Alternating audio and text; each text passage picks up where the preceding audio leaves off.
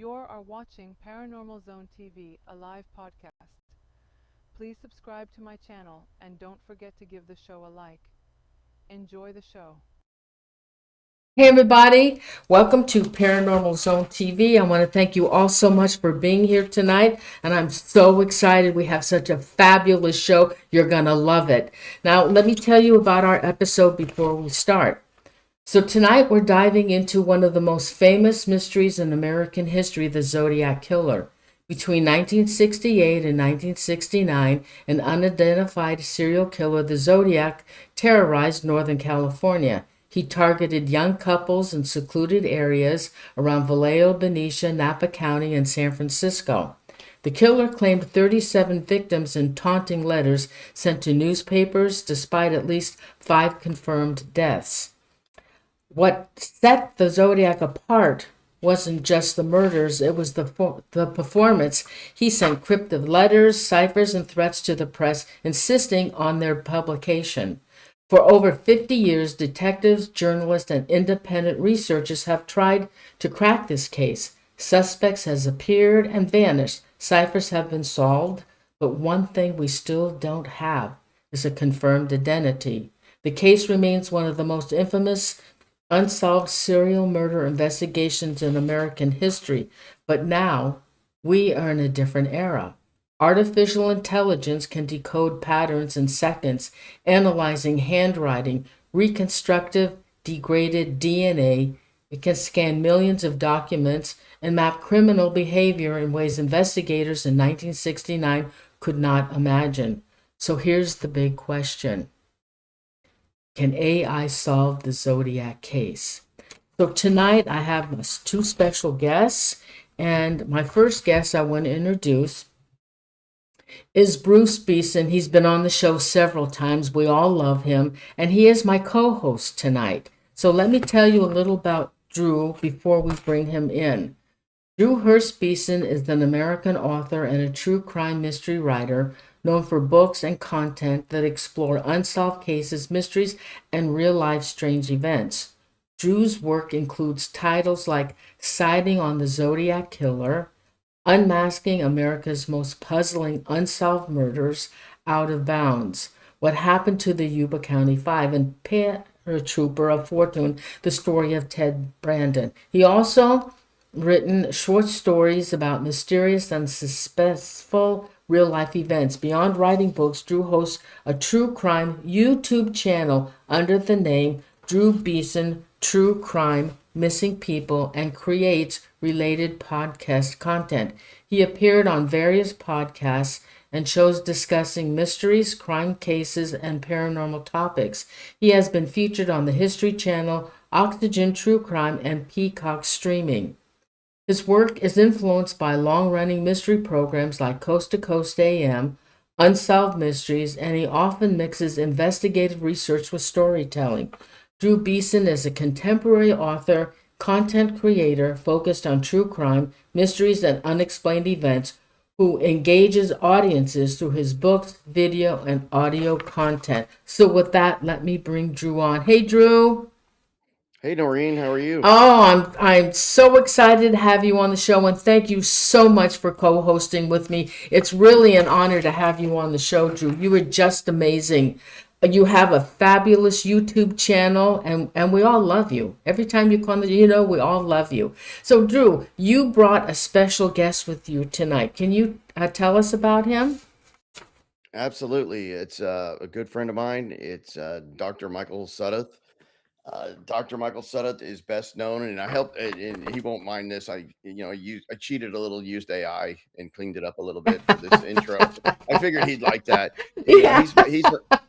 He's my go-to for a lot of things, and we've been discussing this case, offline for a long, long time. And over the last 6 months, it's when I really realized that he was really getting into AI.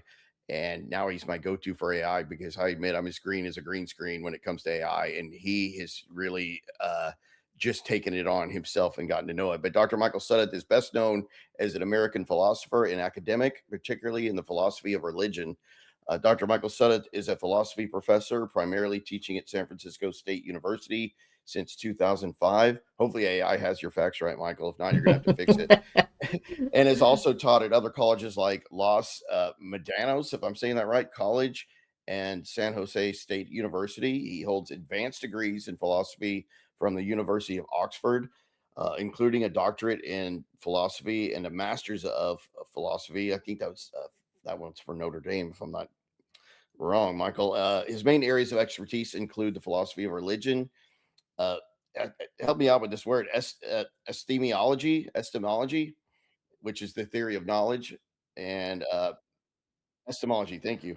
I know a good friend of mine is saying Estimology, you idiot. It's in the chat right now. Metaphysics, I can say that. Philosophy, which is the philosophy of mind, and religion and science. Dr. Sudduth explores topics such as evidence for life after death. I'm really into that, so we're gonna have to come back and do something about that in the future because I'm really into that. Religious experience, consciousness, and intersections between philosophy and psychology. Beyond scholarly work, he writes fiction and philosophical reflections on his blog, Cup of Nirvana. It's a great blog. You can find that on the internet if you just Google Cup of Nirvana. It has nothing to do with the rock band, even though I will mention Michael is a great guitar player, fantastic guitar player. I know guys always want to know that he can shred that Stratocaster.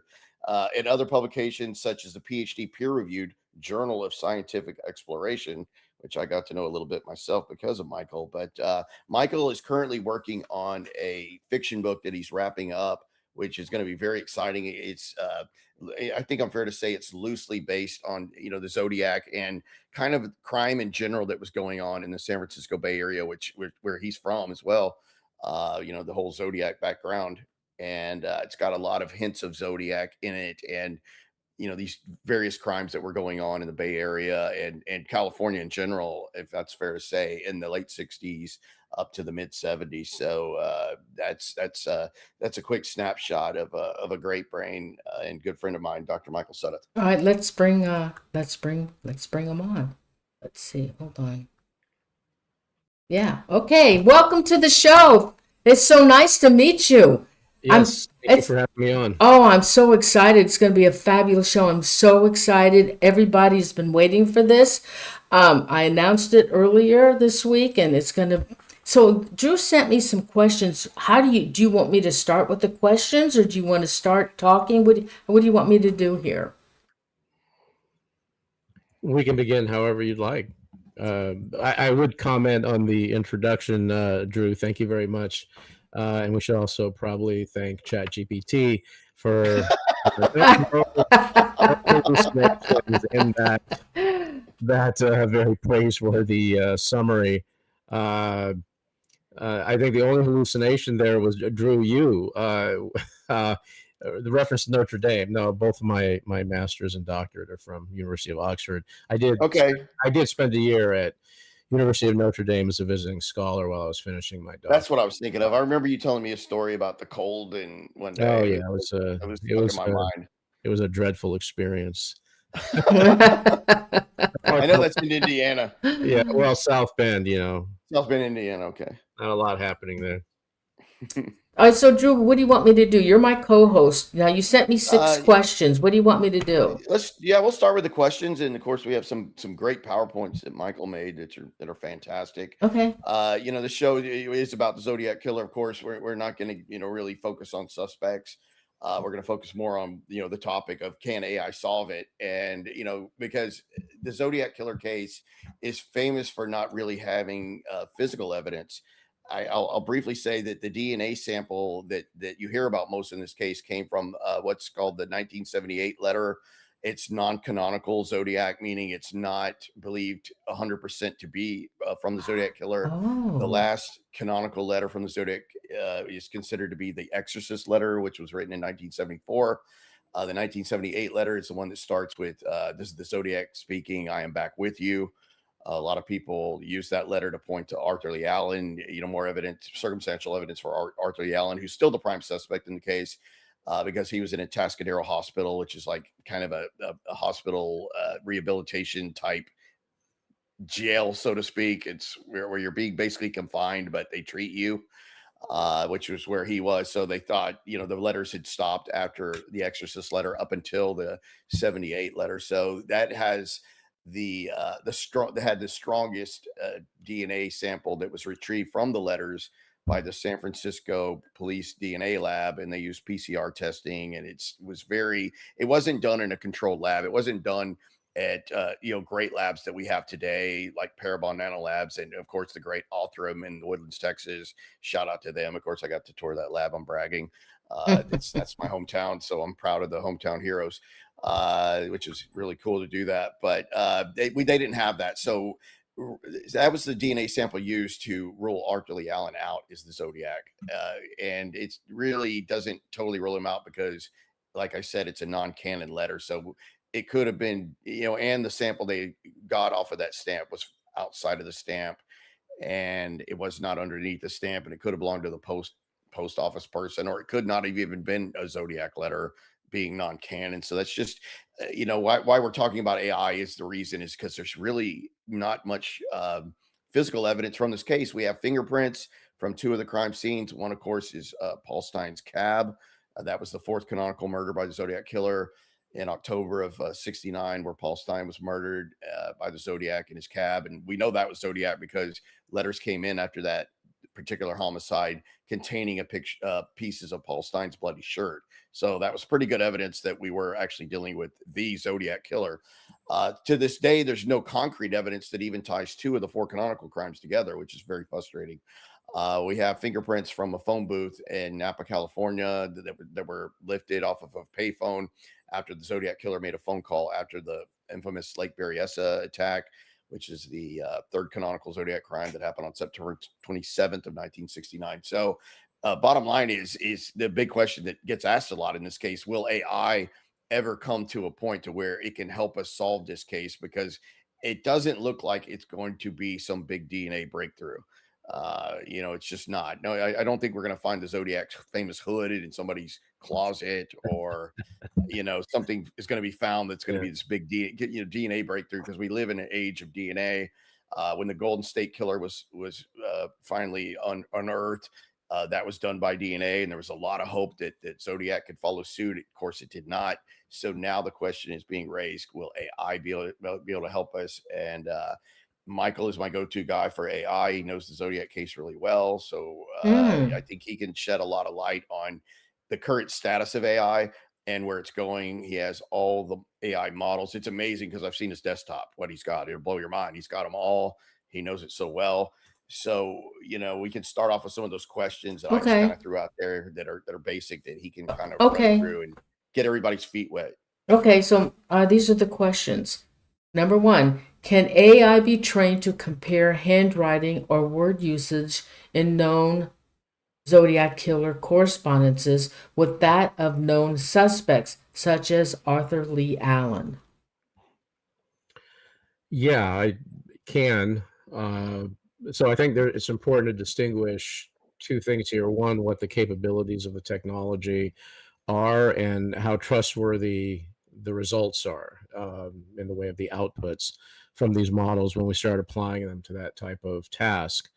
There's another thing here which I was discussing with Drew before the show, and that is when we're using the language AI, I think most people are going to be thinking about ChatGPT, Gemini, Claude, if they're into, Anthropic.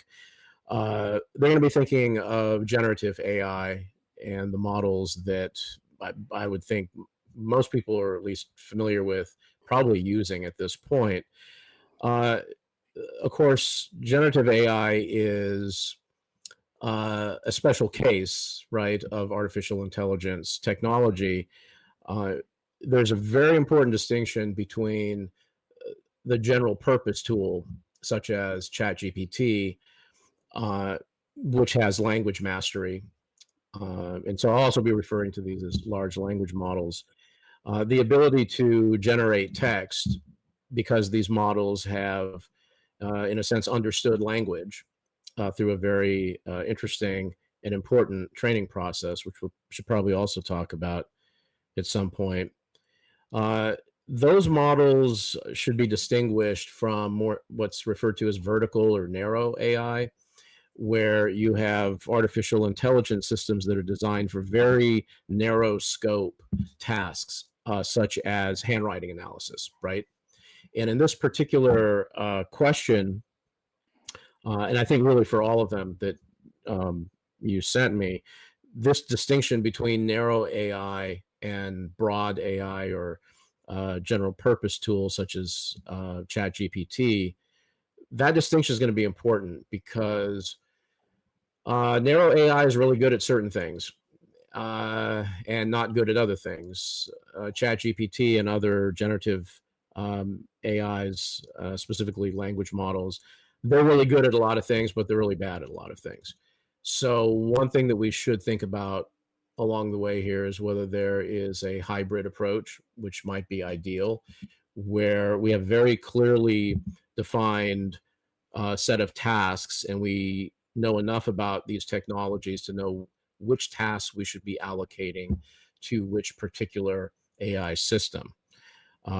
So with respect to that first question, then it seems the handwriting issue, immediately I'm thinking that here we really need to look at narrow AI that is designed specifically for handwriting analysis. And you can bring in generative AI models for another level of analysis once you have results from the more narrow AI.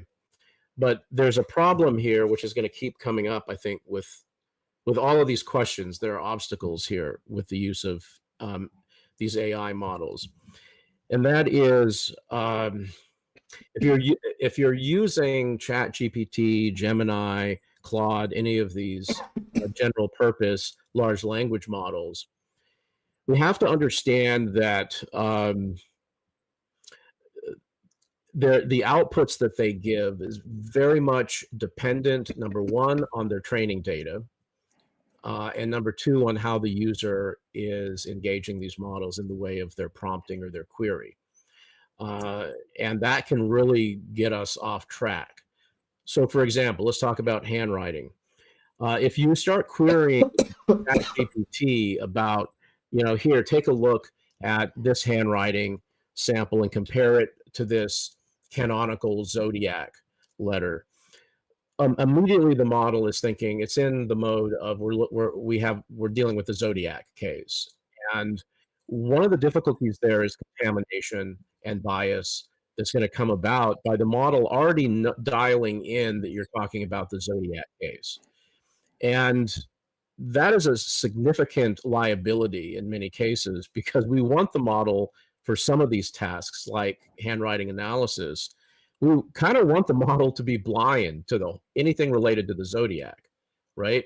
Because to the extent that it's not blind to data on the Zodiac, its answers will be influenced by a wider range of knowledge that the model has. And that could mean that it's giving you answers that are influenced by what other researchers have said about handwriting analysis, or, some, 500-page thread on Reddit, God forbid. Because remember, large language models are trained on inconceivably large amount of data, trillions of tokens. And there's a reason for that that's very important to language mastery. And as it turns out, also allowing these models to churn out statements that are true, that robust, mass amount of data is really crucial. But what it means is that when it's answering your specific query, this model is giving you an answer, and its reasoning process for the reasoning models is very deeply entangled with everything, as it were, that it knows about anything related to what you're asking about. And so you have the real risk of data contamination. And then the output may reflect more what people think. But we all know that the Zodiac case can't be solved by a popularity contest. Now, there are ways of shielding this, which on some of these other questions we should probably talk about. One of the areas that I've worked in with generative AI is how to what are the hacks to get around these difficulties? And they are very challenging. So on the handwriting, the answer is yes. Can AI be trained to compare handwriting or word usage in these known correspondences with suspects like Arthur Lee Allen? Yeah, it can be used that way, but how reliable the results are is going to depend on a lot of the details. I think the best approach here is to begin with a model that is blind to Zodiac information and is looking at morphology, other aspects of the writing itself. Because those vertical models, like a handwriting model that's going to analyze that, it's trained on writing without any regard to Zodiac or anything else. And so that's what you want. You want to know how similar is the writing here to the writing there. And just to answer that, and we already know one of them is the Zodiac, at least that's the presumption. The model doesn't need to know that, right, at that stage. In fact, knowing it is a complication, as I mentioned. But here's the other thing, and maybe, Drew, you can chime in on this. There's another issue here that I think is a limitation, regardless of whether you're using a narrow or broad AI.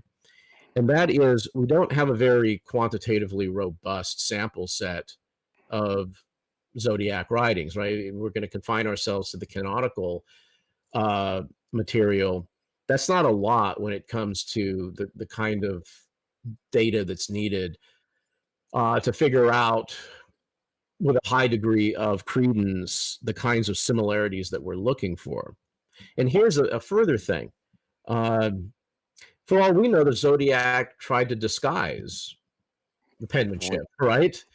And what this means is that you have a potential problem here of, you may not be able to distinguish letters that had two authors, both of whom may be responsible for the Zodiac persona, from a single author who is varying, either intentionally or not, their writing style, whether it's the morphology or some other feature of their writing. This is a genuine problem for using any of these models. Now, that doesn't mean they can't be used to nudge us in a certain direction, but it means that we have to have very modest goals with the level of credence that we give to those outputs. And we need to just continue to do more of the analysis, right? But Drew, what are your thoughts? Because it seems to me that there are these confounding variables here, which we have a limited sample set, which is going to not fully neuter an AI, but it's, if we were to ask the AI, I mean, the AI would say, yeah, I don't like this fact. I mean, that I need a sufficiently large sample set to give you the most reliable answer to your question. And then there's the problem of disguising writing. And we might not be able to distinguish two authors from a single author. I don't know. What are your thoughts on that? And we can move on to another one. No, that's a great point, because they're the same constraints that a human would have in looking at it, because they consider, a lot of people still consider handwriting analysis is, a pseudoscience. Even someone that's professional, and they would maybe even be chosen to testify in a court case. Is this person's signature that signed this will, that someone may be contesting? And so it's the same that humans would experience. And then when we did the documentary Myth of the Zodiac Killer, of course, people remember that show, and it wasn't like we were all sitting around at a big table talking about all this. It was all kind of fed as you would hear. But they had the two German scientists that were mentioned that felt that there were two authors after a certain point in the case. And I remember when it was first told to me, we were still filming the documentary, and that was after the Paul Stein killing, that they felt that it went to a single author, that there was two authors up until the Stein killing, and then it went to a single author. And there wasn't a whole lot of letters leading up to the Stein killing. There was, of course, the three part letter that went with the 3-part 408 cipher. Each had a different, they're all saying basically Yeah. the same thing, but each had a different cipher piece that was put together to make the 408 that got solved by the Hardens.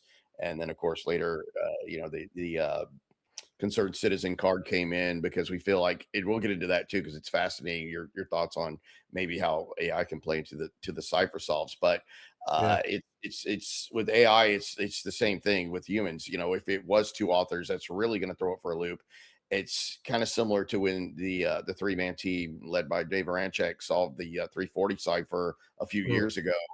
How the Zodiac made a mistake in that cipher, and we don't know if it was intentional or not.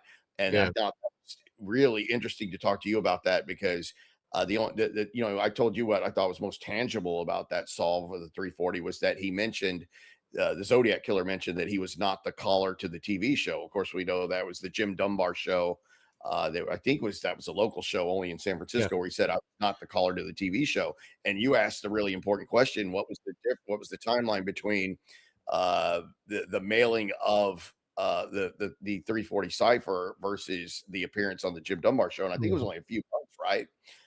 So that would tell you the Zodiac did not plan on that going 50 years. I think it was 2 weeks, Drew. 2 weeks, yeah, that's a very 10 small days window. or something like that. It's a very, very small window. Like, why did he feel it was so important to deny being the caller? Of course, we later find out that the caller to the Jim Dunbar show is just some mental patient somewhere in the Bay Area.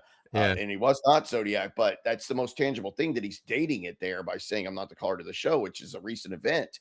So you would have to think that maybe he was planning on sending in another key, like a concerned citizen, which a lot of people like myself believe was Zodiac, and did not plan for that cipher to go over 50 years unsolved. So it's just nailing down what's tangible. But it's the same thing with humans as in AI. If there's two authors, did they switch at one point? I think that in the Zodiac case, there was a lot of trickery.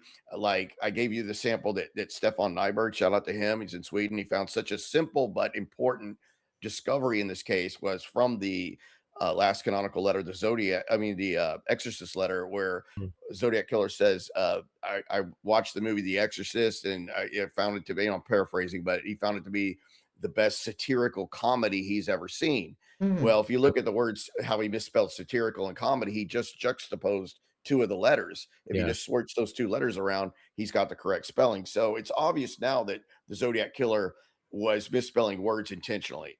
I think that's such a simple way of showing it with satirical comedy that Stefan found. And it's just little tricks that he did that if they can fool a smart human, or you make it difficult for guys like the 3-man team that broke the 340, it can fool AI as well, because obviously Jarl Van Eck was using a very high-end computer program. They were using Sam Blake, who's an Australian mathematician, brilliant guy.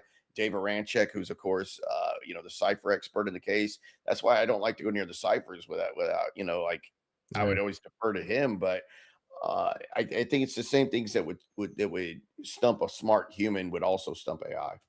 Well, there's one thing maybe to add here as far as the limitations of the models for handwriting analysis in the light of the limited sample set, and especially the possibility of intentionally disguising the writing style.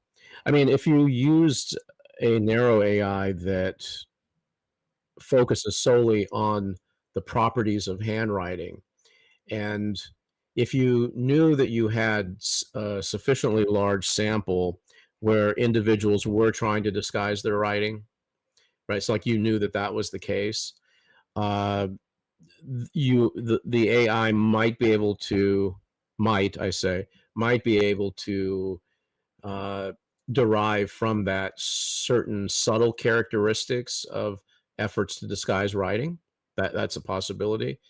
But see, that's like an incredibly narrow task to try to determine, right? But it is very important, right? If you could determine if you had markers for when somebody was disguising their writing. But again, you would need to calibrate just for that. So you would need to have samples that were known to be attempts to disguise writing. I mean, you could do tests, obviously. It's something you could create samples for this purpose. And if you did it the right way, maybe the model would have a starting point for thinking about indications of somebody trying to hide their writing. Deception. Yeah, Just, deception. was there an attempt at deception? And, other than the writing itself, of course, is word usage. Like, I like the word cogitate, and everybody knows why. And you studied that word a little bit and tried to play with it with AI, and it came back that it was used in comics from I think the 40s and the 50s, which of course I found that interesting because most Zodiac researchers, no matter who they think is Zodiac or they don't have a suspect, are pretty convinced that he was heavily influenced by comic books. Definitely Tim Holt because of the Gun by Fire by Rope, which comes from a particular Tim Holt comic book. Red Rider, because of some of the images used in the Red Rider comics. And then, of course, Batman and Superman, decoder rings, ciphers, it all kind of ties in. So I think there's a really heavy belief that the Zodiac Killer was influenced by comic books. So if you're talking about an AI model, could it pick up on certain word uses or patterns maybe easier than it could on, how Zodiac famously, the way he wrote his words, it looked like he was, trying to, hide his handwriting the way I think, he used how he do the hard slant on some of the letters, which isn't natural handwriting. I think the Monster Podcast had a handwriting expert on saying that's definitely something he's doing differently that no one would do naturally. Like he's obviously trying to obfuscate his handwriting. So is there a better chance of maybe going after the word usage, the words that are used and the phrasings and maybe the spacings in between the words themselves might be a better target than the actual letter comparisons? Yeah, I was thinking in terms of morphologies, kind of including like the spacing and the stroke slant and all of that. But yeah, I mean, I think the answer is yes. So this is where a bit of additional reasoning becomes really helpful, because if we have independent reason to think that we're dealing with a trickster of some sort, right, who is engaged in very intentional, acts here to obfuscate, then that does increase the antecedent likelihood or probability that the writing is disguised. I mean, not, by a huge amount, but it certainly makes it more plausible than it would be if you didn't know all these other things. And so that's a relevant consideration too. But I agree. I think actually, as we go through these questions, I think we see more and more the need for a kind of cumulative case approach where we're having to deal with a lot of different aspects to the case and weigh them in certain ways. And I think the generative models actually can be very good at sort of that large chunk of data, being able to assess all of it in a very comprehensive way. Not necessarily the sort of thing that the vertical AIs are really designed for. So which is why I think most of the generative models will say that the hybrid approach is better, and they'll say it for good reasons. And I mean, I say that in part because I've had this conversation with my personal AI assistant. Yeah, and a lot of it's models. interesting that you, yeah. Maybe we can bring her into the conversation somewhere. Can you explain again what a token is? Just for the lay people, is that an amount of data that you can feed into a certain AI program? Right. Well, so what happens is, think of a token as about 2/3 of a regular English word, right? So what happens roughly in the training process, and I'll try to keep this as just basic as possible because it can get very complicated, is you take, this is for large language models, right? And there'll be something similar for image generators, right? Because they're also trained, right? Just not on text, but on images. So you take, most of the current models are trained on trillions of tokens of data. So think of like a combination of most of the libraries, right, of the world. Now, these models are trained on material on the internet. They're trained on books that are published. There's like a wide variety of sources that are used. And so what the tech companies do is they take all of that content that's in natural language, and they have to copy it, obviously, because they need a digital copy for the next stage. And then they convert all of the natural language into a numerical sequence. So, and then that is what is going to be used in the training of the models using these artificial neural networks. So the significance of this, first of all, if you want to think of the models themselves as seeing something, right, or reading what they're given, they're not like reading things in natural language, right? What they're seeing are mathematical equations.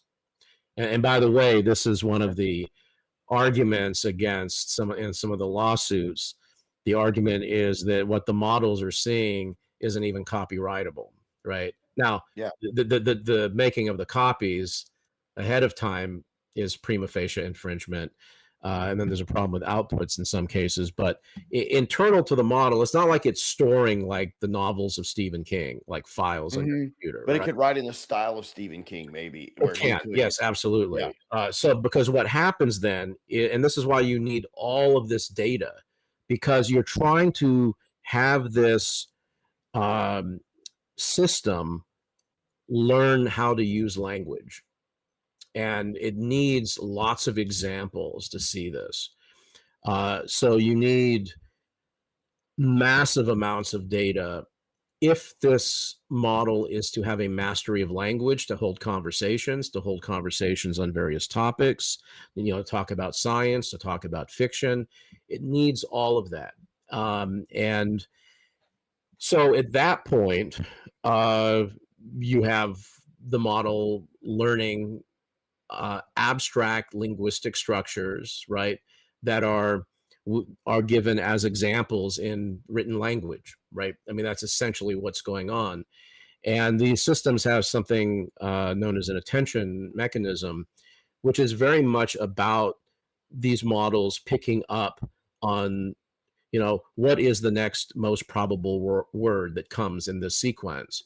And it only knows that because it has trillions of examples of it, and enough examples at that scale to understand how language works, not just English, but many human languages, right? I've been using it to translate some of my works into Farsi.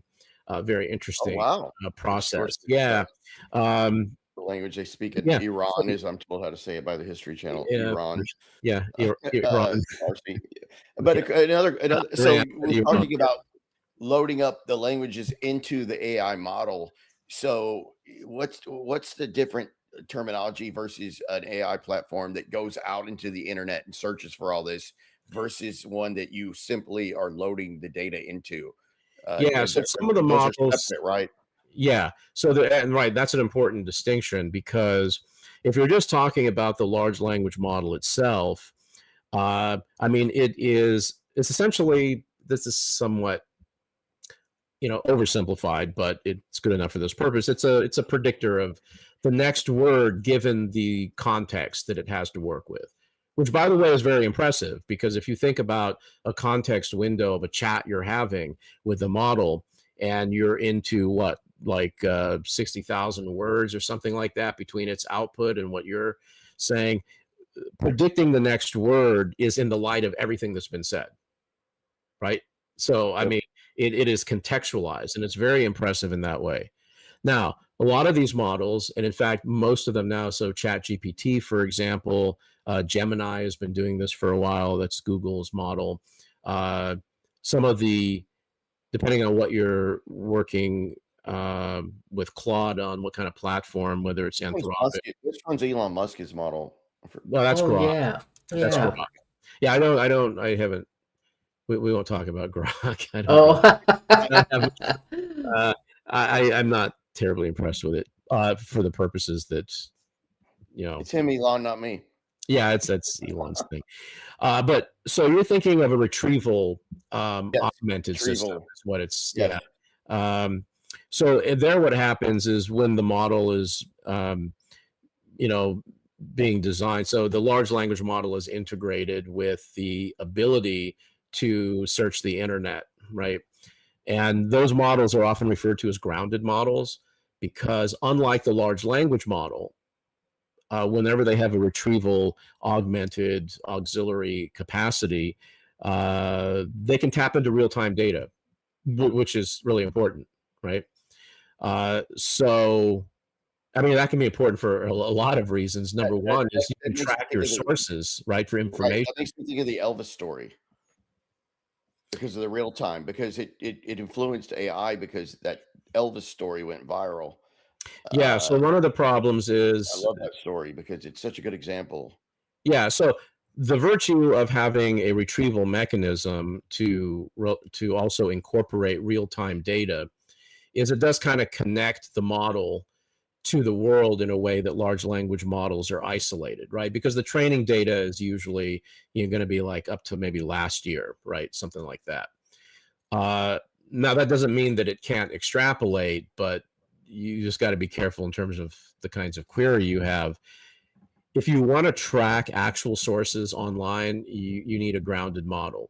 I mean, that's ideal. If you are interested in any kind of real-time data influencing the outputs, then you need to use a grounded model. And platforms like the Poe platform, which is a host to a multiplicity of generative AI models, clearly distinguishes between those which have a search function and those that don't. So does Poe pull in separate AI models together? Poe just hosts a variety of different models. Like I saw that icon on your computer and I wasn't sure what it was. I just liked it because it said Poe. But I wasn't sure no, Poe is hosts a variety of these models, right? So you can do various versions of Claude, you can do various versions of Gemini, you can do Grok, you can do, and it gives you a brief description of each, and that's really helpful because this is like like being a kid and going into a candy shop and just knowing you want something sweet, but you're not really sure which one you need to, which kind of sweet. But sure. So, but there's also a potential danger with the retrieval mechanisms. And the Elvis story that Drew is referring to is there was a story about Elvis that went viral last summer. And many of us who are Elvis fans, by the way, there's me too. Photo of Elvis. I don't know if you can see that. Yep. You went to an Elvis show with your mom when you were young. Yeah, 1975. Yeah, the Hilton. Because you got a picture of that, you and your mom at the Elvis show. Where was that? I know it was in Vegas, right? Yeah, it was at the Hilton. Such a great photo. Yeah, and that was shortly before. A couple of weeks later. I was only 10 years old at the time. Right. Great photo. Yeah, and I tried to sneak up to Elvis's room actually with one of my friends. How far did you get? We were apprehended by security on the 30th floor or something. We were roaming around. Yeah, didn't realize you couldn't just take a straight elevator up there to the top to the penthouse suite. But so the story went viral, and like I knew immediately it was made up for a variety of reasons. It was not true. It had a number of facts just incorrect about the capacity at the Hilton Hotel. The story was that on November 14th, 1976, Elvis was performing on stage in front of 20,000 people at the Las Vegas Hilton, and there was a heckler in the audience, and Elvis invited him on the stage for a sing-off. Well, I knew a couple of things immediately. Number one, he wasn't performing in Vegas at that time, and the showroom doesn't hold 20,000 people. That's huge. 20,000. Big. Yeah, so there was enough information there to realize, and then I realized that the writing was very poor AI slop writing. It wasn't even refined in any way. And most Elvis fans would have known that story, and they did, right? Well, yeah, that's the other thing. Or is it a variation of a real story, or it was totally made up? Yeah, well, it had some themes that's the other reason why I knew it was AI generated, was because it had themes that a generative AI trained on data involving Elvis books could fabricate, right? Because there were heckler incidents and other things like that. But I knew this wasn't real, but see, a lot of other fans knew that too. And what they said was, well, no, Elvis wasn't performing in Vegas on that date. He was performing in Daly City at the Cow Palace. And then somebody else said, no, he was in, Roanoke, Virginia. And I started thinking, well, wait a minute. Why are these people so sure that he wasn't performing in Vegas because he was performing somewhere else? Well, it was because they asked ChatGPT this question. Where was Elvis performing on August 14th, 1976? November 14th. I think that was the date, 76. And when you ask that question, this is a good example of, a very incautious and dangerous prompt. Where was he performing on that date? It implies to the model that he was performing somewhere. And the model would then try to give it its best guess. And that's why you got all these different answers from different people querying. And they were confident in those answers. They were very confident, but they were totally wrong because, as it turns out, easily verifiable, Elvis was performing nowhere on that date. He was in between legs of the tour, and he ended up performing in Vegas. His Vegas engagement was in December. Now, what happened, initially, Gemini deep research could debunk this story because it was relatively new, so it didn't have any pedigree, and it had other signs from the websites of being clickbait and that sort of thing. And the models also picked up the other factual errors, right? That the Hilton Hotel showroom doesn't hold 20,000 people. Yeah, and I know you have that. Yeah, because the model, this information's out there, right? And now Gemini does search, right? So it went to some relevant concert databases and realized that Elvis wasn't performing anywhere. But then 3 months later, when I queried Gemini about 5 incidents that were really interesting at Elvis concerts, it gave me a list. 4 of them were correct, but the 5th one was made up, and it was that story. So what happened was, by that time, the story had been so viral on the internet, it has saturated the internet, that now Gemini's, retrieval, algorithm was tricked by it, at least momentarily, until by the popularity of the story. Yeah, by the popularity of it. And by the way, this is the other thing that comes up with the Google AI summary, which you should never trust. For anything serious, right? Because it's based on rankings of websites, right? The information which that is it's given. Very flawed in its inception. Yeah. Now, Gemini is not flawed in that way, and which is why I was really astonished that it made that mistake. Is Gemini a paid-only platform, or is there a free version? I think there's a free version of it. Okay. There's a free version of it through Poe, but I have it because I have Google subscription. But so this has a lot of implications for using the AI for true crime, right? Right. You have to be really careful. I love that story because it can show you how it can be influenced. Yeah. So on the retrieval, then now again, I didn't word my prompt in a way that anticipated this problem, because had I said only give me examples that you have a high confidence are true, it would not have included that story. Yeah. So, and this is something that comes up in, the PowerPoints that I sent the two of you, that if you're really, you want to be sure that you're getting accurate information, there are certain, instructions you should be giving in your prompts, things like, give me only what you're really confident about. Right. Yeah. But then, the model was able to deconstruct that and realize that it was not a true story. And as usual, apologized for getting it wrong. I apologize. Yeah, I had to apologize. Well, I can get on some of these things in connection with these other questions, because there are a lot of examples. Yeah, I think you answered a lot of the other stuff, and all that. So Norene, pick one other of these, and then we'll put the PowerPoints up because those are so good. Okay, maybe just pick one more. Oh, it's still a little different. Okay, let me see. Oh, okay. How about, can AI help determine any potential modus operandi of a Zodiac killer? Yeah. Well, yeah, that was the question 6. Yeah, again, I think they can, but how reliable is this going to be? So I think there are a few complications here, and Drew, you can add to this too. It seems to me that first of all, people can have multiple motives, right, that are driving them, and arguably in the case of Zodiac, maybe different things were motivating on different occasions, right?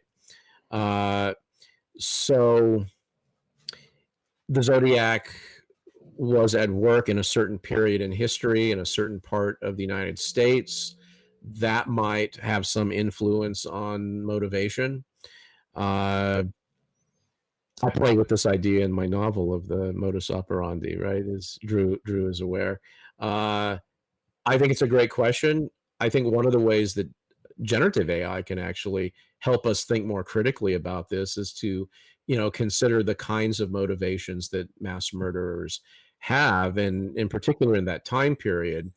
So you could also use Gemini in the deep research mode and explore, the kinds of motivations that, profilers have spent most of their lives, right, trying to figure this stuff out. And in fact, interviewing, right, different serial killers on this. I don't know, Drew, if you remember Edmund Kemper, who's one of my favorite. It sounds weird to say it, favorite serial killers. I certainly find him the most psychologically interesting. I mean, he's up there with the Zodiac, but just because we know who Ed Kemper is, and he is a very smart person who talked a lot about his inner life and his motivations. Now, people are notoriously bad at determining their own motivations for things, or overlooking some aspect of the motivational dynamic because it's unconscious. So I think, you can engage in an interesting conversation with these models on something like that. How much this lends itself to like some rigorous quantitative analysis, I think is really hard to say, because it's hard to say that with anyone. What are their, what is the motivational dynamic? But I think, if a model is aware of aspects of the case, might help us think critically about it. Because one of the uses that I really push for these models, the generative models that most people are playing around with, is to enhance our critical thinking. And, so there are certain ways of engaging these models to think more deeply and hopefully more reliably, right, about these kinds of questions. So, yeah, I forget where you came down in your book on the MO. Yeah, I mean, I recall you had like a few different strands of motivations, right? Yeah, and it's hard to know until you know, and if you're not into the person's mind, you don't really know. But Zodiac is so well known for changing his MO. Of course, we start out with the first 3 canonicals, which are couples on what could be considered lovers' lanes. There's little arguments about that here and there, but you could basically call them all lovers' lanes, couples. And then for the 4th victim, Paul Stein, this is a single male and cab driver in San Francisco. So the first 2 crimes, he uses a gun. The 3rd, he uses a knife. So we think that goes back to Tim Holt, by knife, by rope, by gun. It could have been his MO there in switching from a firearm to using a knife at Lake Berryessa. And then he goes from couples to a single male in San Francisco, changing his MO to from couples to the single male. So he's doing things that are already kind of throwing off this strict MO type of thing, because we can see how traditional thinking and comparing to past serial killers, how things can suddenly change. Because when they captured Joe D'Angelo, of course, the infamous Golden State Killer that started out as Iran's and evolved from that, the belief was that if you were a rapist and a serial killer to the magnitude that D'Angelo was, that you could not just stop. That would be, you were so driven to do this, you couldn't just stop. You were getting this adrenaline, endorphin thing going with between because he started out as a peeping tom to a petty thief to a rapist to a rapist killer. And we know from D'Angelo that he literally did just stop. He was not incarcerated. Yeah. He was kind of like the mean neighbor that said, "Get off of my lawn," but he kind of changed everyone's thinking there. He threw a wrench in the whole pattern of people that do this kind of thing can't stop, but Joe D'Angelo did. So then the models are changing now because we have this famous case where he just plain stopped it. Well, maybe he what did do a few things that he didn't get caught for, but as far as we know, he just stopped doing it.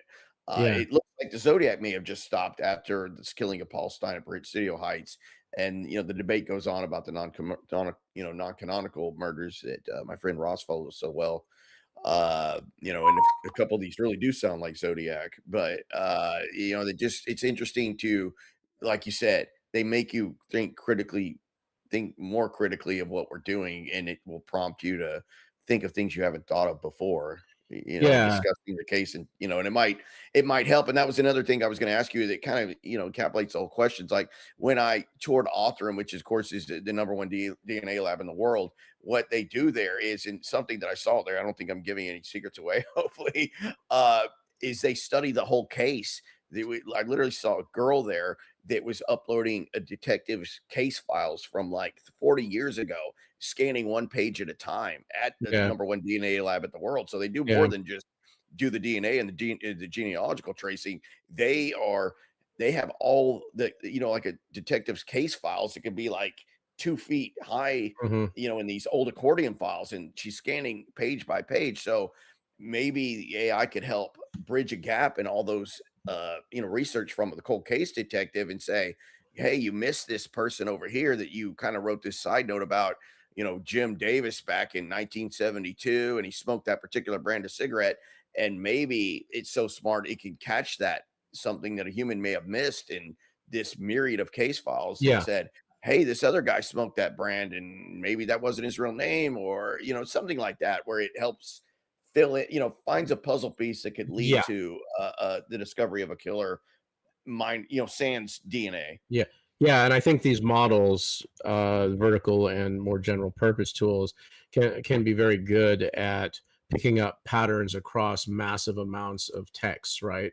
So if there's something in there, there's cross-referencing different cases. So I think you're right about that. There's a follow-up on the modus operandi. So I was thinking more of the underlying psychodynamic behind the methodology, but you actually raised a good point. So strictly speaking, we see the Zodiac shifting method, right, in certain ways. And I don't know how far you got into the draft of my novel, but this is something that the villain in my story, who claims to be the Zodiac, makes a big deal about as part of the underlying philosophy of what he calls blood artistry, that it is important to rotate the crops. He uses that expression, which, by the way, comes from the philosopher Soren Kierkegaard. Great one. And this villain deploys a lot of Kierkegaardian ideas as part of his it's the justification for the methods that he uses. But you brought up the shifting methods in each case, and of course that's compatible with having a single underlying motivation, but determining potential, like, were there other things that he did, like, that we don't know about, right? Because I think you and I have talked about that, because again, we're working with a sample set, which, let's assume everything in the sample set is an actual Zodiac killing. Are there others, right, that were not? And obviously that's a debate among Zodiac. Oh, absolutely, right? Ongoing. Who are we going to count? And of course, so that's an important element too. We may not have clearly defined cases as Zodiac, maybe that were Zodiac, right? So rotating the crop. Donna Lass, right? Is Donna Lass? Oh, absolutely. They did find Donna Lass's skull. It's not exactly where they intended to find it, and I think if anything, because they had found it many years earlier, and it took that long to finally find the DNA to positively identified that was Donna Lass's skull. I think it was 2 years ago or so where they finally identified it, even though they had the skull in their possession for a long time. If anything, I think that kind of points away towards Zodiac. Actually, she's actually, in my mind, a better, most likely a victim of Ted Bundy.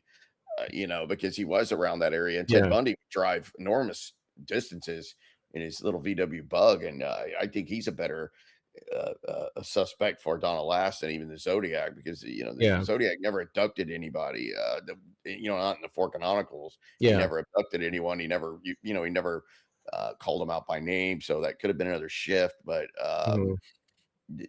that's an interesting one. I know Ross would agree with me. The ones that really make me think may or may not be is the Gaviota Beach murders of Edwards and that case, and then Ray Davis's one as well, which is 1962 Oceanside, California, murder of a cab driver, which is so similar to Paul Stein. Those two really jump out at me, and I know they do as Ross as well. But well, so there are aspects to those Zodiac killings, which one of the things that inspired me in themes in my novel was it. And maybe I'm reading a little too much into the Zodiac, but his different ways of operating can be seen as efforts to generate a kind of mythology, right? Like you were talking about it's this giant tapestry, this massive work of art. I think is what he was going for, similar to your character. I think, not just trying to throw the police off his trail, but make this giant masterpiece. There's really no other way to say it. Because bringing in the Mikado, the Mikado references. We don't know that the Zodiac actually liked the Mikado, but maybe he thought it was something cool to throw people off. He may have hated the Mikado and just thought, hey, they'll never think it was me, because everybody knows me, knows I hate stuff like the Mikado. But yet he brings this in as almost something he really did love, but maybe didn't advertise it to everybody he knew. Right. And I think you're alluding to the bit in the novel where in the letters that the villain writes to one of the other characters, brings up Donna Lass and says, in a way, the Zodiac is the killer, regardless of who actually did it, because everyone is wondering, was it the Zodiac? And as long as you are fixated on the question, you are acknowledging the artistry, because he's captured your mind. And that's why the villain says in that haunting line, the key to understanding the Zodiac is to realize the Zodiac is not a man. The Zodiac is an idea. Right. So that's why we use the word a lot. To create a mythology. Because remember, even like a comic book character. Exactly, right. It is a creation of a myth, a kind, which as a kind of godlike character, right, curating the lives of people. Yes, it's bigger than himself, bigger than whoever the man was. No matter if his name is David Jones from Oakland, he's created this master villain comic book character, like bigger than Darth Vader or anybody from history, Superman or Spider-Man, or just the Zodiac. He names it. Not many serial killers name themselves, other than a Dennis Rader, BTK. There are very few, but obviously Zodiac names himself. It's all this. Well, to direct Zodiac, to direct your eyes upward, right, to the constellations, right? I mean, it's just like this. Oh, absolutely. It's got such celestial, everything behind it. It's just, I think that was, no matter who anyone thinks it is, I think that was part of the initial creator of the Zodiac persona, to make it larger than a single person, like where you can enter these theories of, was he even real? Because any person that likes, like in the Bay Area at the time, like when Carl Werner, I love right, Carl Werner, Snoozy and Furlong, and you grew up really close to where Snoozy and Furlong were they went to my high school. I mean, I was there in 1980. They were there in 69. Well, that was 69. It was when they were murdered. Summer of 69. but Carl Werner lived right down the block from my house. And remember, he wasn't apprehended until 1971 after he committed his third murder. Yeah, and I think they thought Susie and Furlong were at least one point thought to be possible Zodiac victims. Yeah, isn't that what Tashi said? That that must be the Zodiac, right? And of course that generates the mockery of the villain in my story, who says basically he's a moron because Carl Werner, his acts were pure savagery. That is not Zodiac. Right. Yeah. And why couldn't you see that? Yeah. But anyway, yeah. So it's kind of interesting, right? That this idea of the Zodiac being so powerful that, because I remember, one of the reasons I got interested in what's now called true crime is my father had a whole library full of books about mass murderers and all sorts of things. And this was the time period he was into the Zodiac. He had all the books, or Manson maybe. All that stuff. Yeah, I mean, Helter Skelter was on the shelf. So he had this in his, and I would go into his den and start, reading this stuff. He had a lot of horror fiction as well, and so all that stuff influenced me early on. But everybody was talking about this, right? In the by even 1975. Which is around the time I moved into that neighborhood. I just want to know where he was on September 27th of 1969, or yeah. So it's up at the lake. What's that? Was he up at the lake? Yeah, right. So it was in the air still, and it's like this lasting, this legacy. Look, we're talking about it still. Yeah, he would have to be very pleased that we're still talking about them after all this time. There were so many, they're hard to follow. The Santa Rosa hitchhiker slings, which may or may not could have a Zodiac tie, but it's fascinating. But Norene, go ahead and start with the slide. Oh, the slide. Okay. Okay, hold on. We kind of touched on some of this, but you kind of covered everything. But there is this initial question about what does it mean to solve? Because actually the title of the podcast has the word solve. And I think, it's important to note we might mean different things by solving a case. So you can put that up and we can talk a little bit. All right, I have slide number 1 up. Oh, that was just the introductory. That was the question, right? No, this is the wanted. Clarifying the question. The slide number 1 is the wanted poster. Yeah. Well, yeah. So in the question there is, will AI ever solve the Zodiac case? So slide 2. Okay, let me go to 2. All right. So here's a little bit of that tough word, Drew, epistemology. Yeah. So a lot of people talk about about solving the case, but what does this mean? And so I thought it is helpful just to clarify, at least 3 different meanings to solving a case.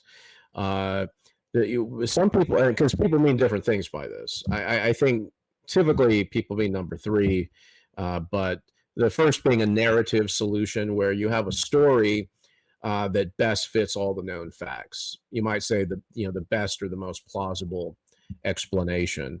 And a lot of the debates about the Zodiac case have this as kind of its gravitational center, right?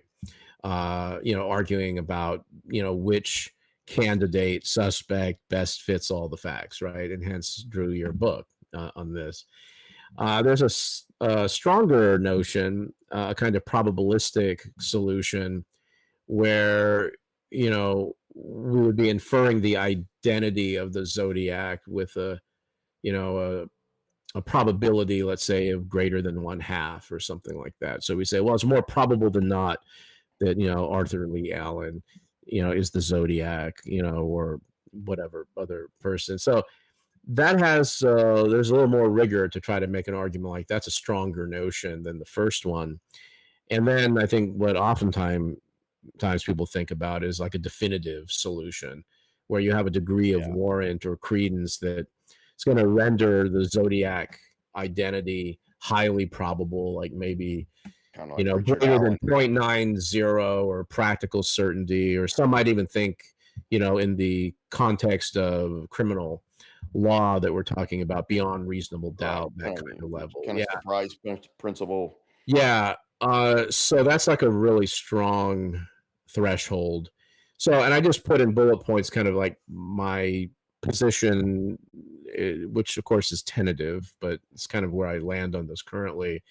That I think it's unlikely that AI by itself, right, is going to solve any of the above, solve the case in any of the above senses. I mean, either 1, 2, or 3. If we're just assuming the current AI and likely near future technological developments. Now, if at some point artificial general intelligence emerges and we end up with a super intelligence, which is the next level up, okay, that's probably a game changer there. Okay, but I don't think, just to be grounded in reality, that's something. I mean, artificial general intelligence, that is to say, roughly an AI system that can perform any human cognitive task with at least as much efficiency as a human, that's realistic, and something probably in the next couple of years. Super intelligence is a bigger thing, and these are both independent of the idea that these models could be sentient or conscious. That's yet another thing. So I'm not really confident it's going to happen, these models by themselves, right? Because I don't think they have the degree of autonomy that would be needed. And we've just seen this, right, in our discussion, that there are all different areas that we need to look into. We need to look at handwriting analysis, talking about sketches. We need to look at the case patterns, right? Other relevant historical facts. I mean, there's just like a lot of information to sort through. I'm also skeptical about humans achieving 3, a solution in that sense, with or without AI. It's been a long time.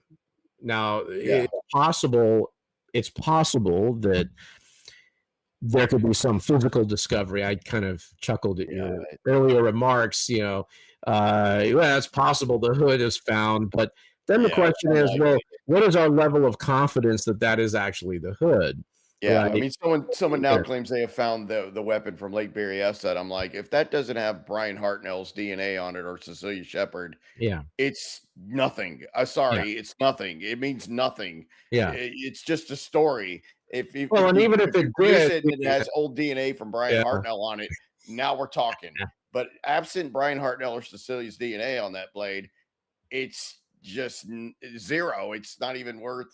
It wouldn't be admissible even in court. It's just a blade. It's not even, Hartnell is still alive, right? Hartnell's still alive. Brian's still alive, yes. Yeah. So, I mean, you could get a sample from him if you really thought you had that. He'd give you a sample from his mouth or whatever on a Q-tip, and if that comes back to matching Brian, well, we're talking now. Right. Absent that, it's not even worth bringing up. Well, but consider this: suppose that some knife from that time period is discovered, around Lake Berryessa, and it'd be worth looking into. and that it had Hartnell's blood on it. Now we're talking. You might have. Well, except that, how do we know he didn't plant it, right? I mean, so Yeah, then you I don't know the half-life, right, of being able to get a reliable sample. Would it be obvious that it was, old, the blood was put on it, right, more recently, and the forensic people could probably tear that apart. I don't know.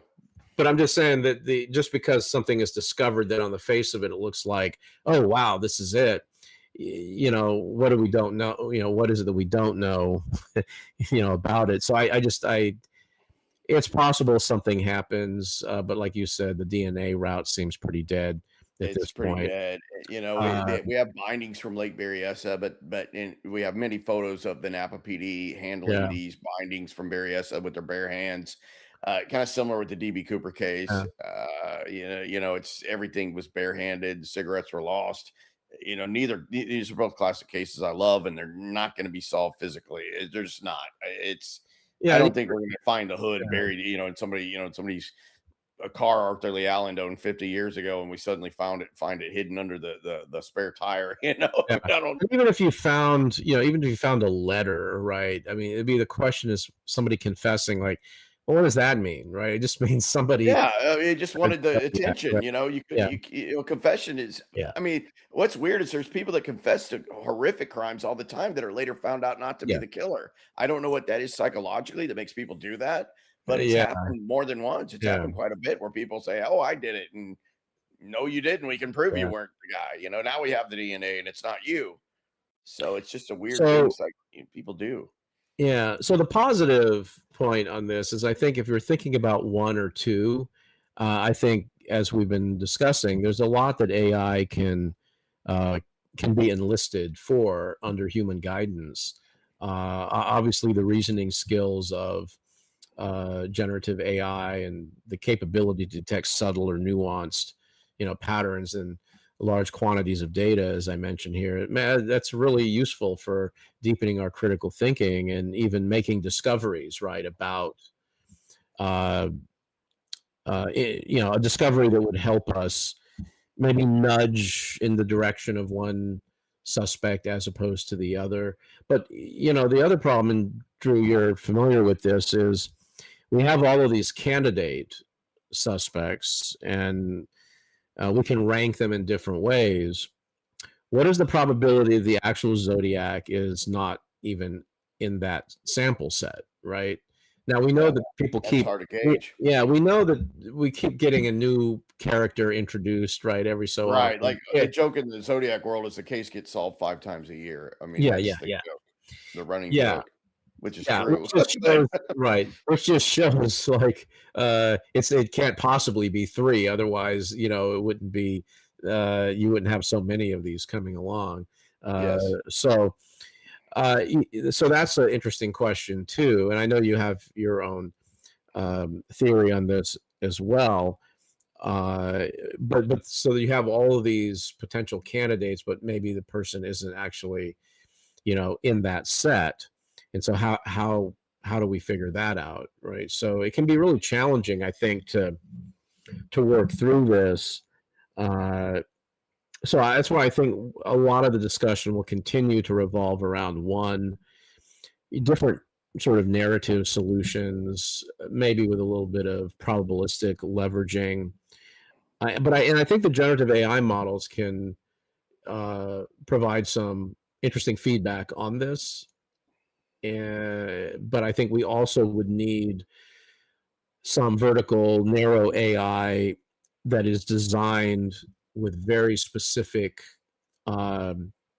tasks in mind and whose training data is constrained for that purpose, right? To avoid cross-contamination or the model relying on connections with the Zodiac. And it seems like there are different points here that would be helpful to enlist different kinds of narrow AI. I mean, I noticed that website that's I told you about earlier. Talk about that real quick because I'd never heard of it before. Well, Crime Owl is Crime Owl.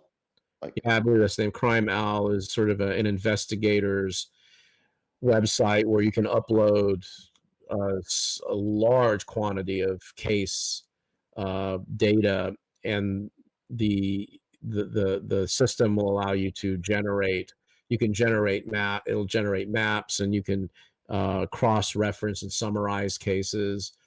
That's actually available to the public. A lot of the vertical AI crimeowl.com. I think that may be it. Yeah. I mean, I don't know. It might be helpful for certain kinds of cases. I don't know, like for the Zodiac. It sounds interesting. But it is interesting. There are a number of cases currently I see highlighted on there. The Guthrie case, for example, because it deals with missing persons things and so forth. But a lot of these vertical AIs are not available to the public. The higher end, forensically reliable ones, right? But you can get handwriting. A lot like Google and Apple, Microsoft, they all have handwriting analysis AI software that is accessible to the Mm. public. It's just, I don't know how reliable those Yeah, are, I had people especially play for with it something like before, and this, right? Which is really contentious. I know of professionals use Cedar Fox for handwriting, but that is not just generally available to the public, because a lot of law enforcement, these are things that they're using. yeah, Uh, but I also think, you know, like the fact that this case is so far in the past is really, that's just really tricky, you know. yeah, over half a So century. I think, and we can talk about this in some of the other slides, but uh, there are different ways to leverage the AI technology that's available to the public to advance our thinking about this case, or at least to rule out, right? Oftentimes we're Mhm. ruling out as less plausible, maybe extremely implausible, certain candidates. And maybe that's as far as it goes. But if we have good reasons for that, then that is kind of a, you know, progress, rather than individuals just kind of throwing around their opinions on it. You Good want to go to point. slide 3 now? Yes. Yeah, let's see what I have on slide 3. Slide 3. Oh yeah, here I actually mentioned some of these different models. Yeah. Oh, I was talking about, so like in criminal investigation and forensics, right? Uh, AI, just very broadly speaking, inclusive of all the different models that are out there. You know, facial aging and de-aging is now very common. Forensic sketch generation, because that was something that came up in one of these questions. We didn't really. Yeah, there was one of the questions about Yeah. could AI go Yeah. off of witness descriptions to maybe generate a new Zodiac composite, you know, Yeah. be compared with the known composite from Presidio Heights. So you see this, right, in the, you know, for contemporary cases, the AI is used in a generative function, because this would be very similar to the generative models, right? Because they're actually generating output in the way of visuals here primarily, but also text related to crime scene reconstruction, which can also be visual as well. But there's another function that AI plays broadly in criminal investigation, is, you know, extraction and recognition. And a lot of these narrow AIs have been doing that for a long time. Document analysis, you know, pattern detection across cases, which I've mentioned, linguistic analysis, which kind of goes into, you know, that includes the handwriting uh, question, facial recognition, and audio enhancement, right? We've seen a lot of that. I don't know. I was curious because, as you know, Drew, I spent a lot of time working on that Delphi double homicide, Yeah, great and work on that. um, yeah, I don't know the extent to which they deployed some of this technology. I suspect the audio enhancement software was used. From the video. Yeah, Yeah, shot yeah. by Libby, the Uh, Libby video. but again, the high end stuff is just not generally available unless you're in that profession, right? Yeah. Uh, but I think for like true crime enthusiasts and, you know, web sleuths, most of them are using generative AIs like Chat GPT, and I think that those can be helpful if used conscientiously. But as you know, one of my frequent complaints from what I see on social media is people are just misusing these tools and simply getting results that confirm Glad their you're bringing up that bias. tough subject because that happens Yeah, I so mean, maybe we can talk often. more about that, but just for some positive uses, at least in principle, you could do deep research mode with Gemini. Claude and ChatGPT do this now too. You can do internet-based research, and I really should emphasize this because Drew, I've shared some results on different things with you on this related to the Zodiac. I think you mentioned cogitate earlier, but uh, yeah, if you, what are your alternatives? You can spend hours and hours, you know, doing a Google search, right? Or you can use a deep research model that will do that for you at scale and with efficiency in a matter of, you know, 5 minutes that would take you maybe 5 months. Yeah, that's right. huge. And it's going to link you to those sources so you can go and vet, the narrative that's generated by the model. So it's grounded, right? And you can check, right, where these sources are coming from.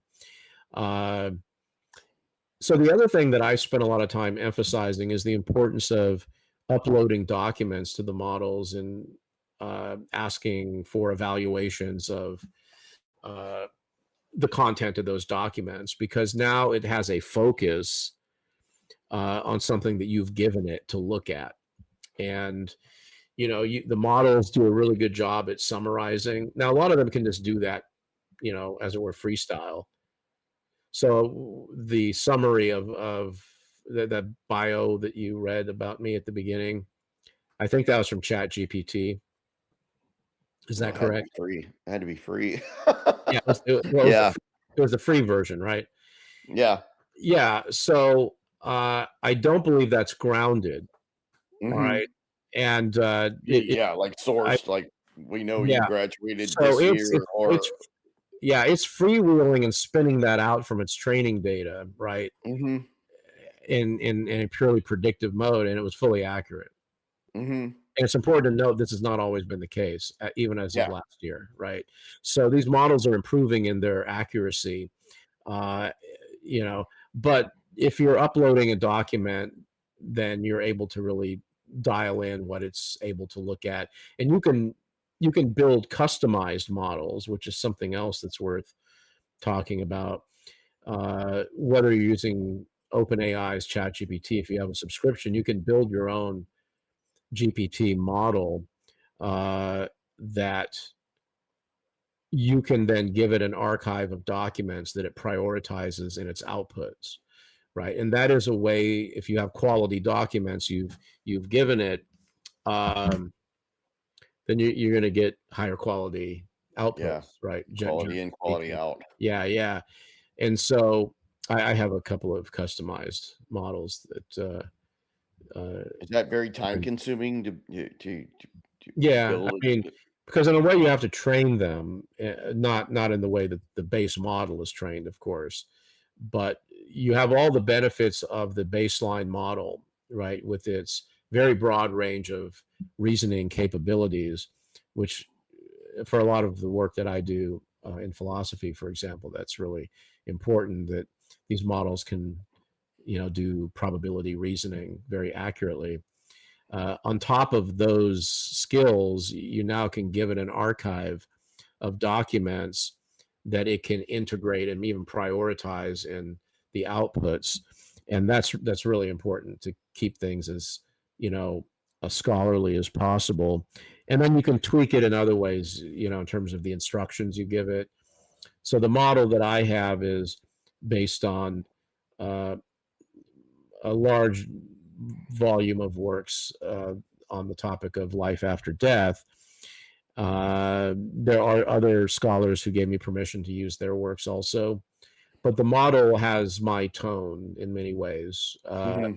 And it is a little eerie working with the model, because it, like if I were some cyborg, right, and I could do that kind of computation that it does in a matter of seconds, it's like talking to like a super version of myself. Is really kind of creepy at times, because it has the same like sentence structure and that sort of thing, which is really interesting, because I gave, it has my writing, and it's told to prioritize words to that effect to mimic my own writing style, right? Which was an interesting thing. So but you can generate podcasts, right? This isn't AI generated, unless there's something about Norene that I don't know. Seems to be a real person there. The presumably the technical difficulties getting that started today is evidence that she is real. Because those are one of the things like AI would not have a problem with that. So that's a good thing, right? We now know that if we had any doubt. But you can generate podcasts. So for example, Google's notebook LM has an audio podcast Yeah, you had one that you sent me that months ago, and it was really, really impressive. And you said this is nothing to what will be available in another 6 months, which is now.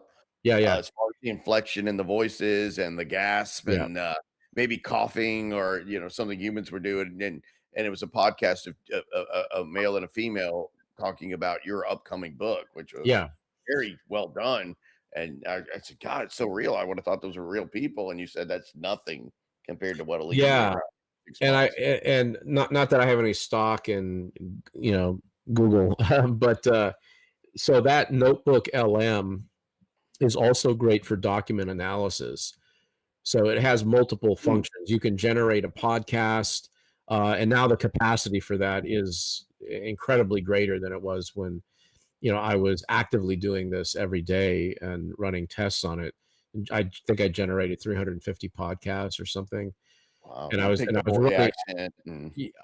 running, I was running tests and that sort of thing, but most of it was in connection with my novel. I was also trying to grasp at what point these models glitch out, where the podcast became less accurate. So that was really interesting. But apart from the audio generated podcast, the notes section and the other metrics that it has to analyze your text is like highly reliable. I mean, and just amazingly efficient. Last time I checked, at about a document that had 350 pages, and it could track word usage across all of those pages, and it would cite, right? So you would know what page it was on, so you could vet that the responses 100% accurate, and it could follow narrative arcs, characters, the turns of phrase of the different characters throughout the novel, just spot on, 100% correct. It blew my mind. It was really impressive. Wow.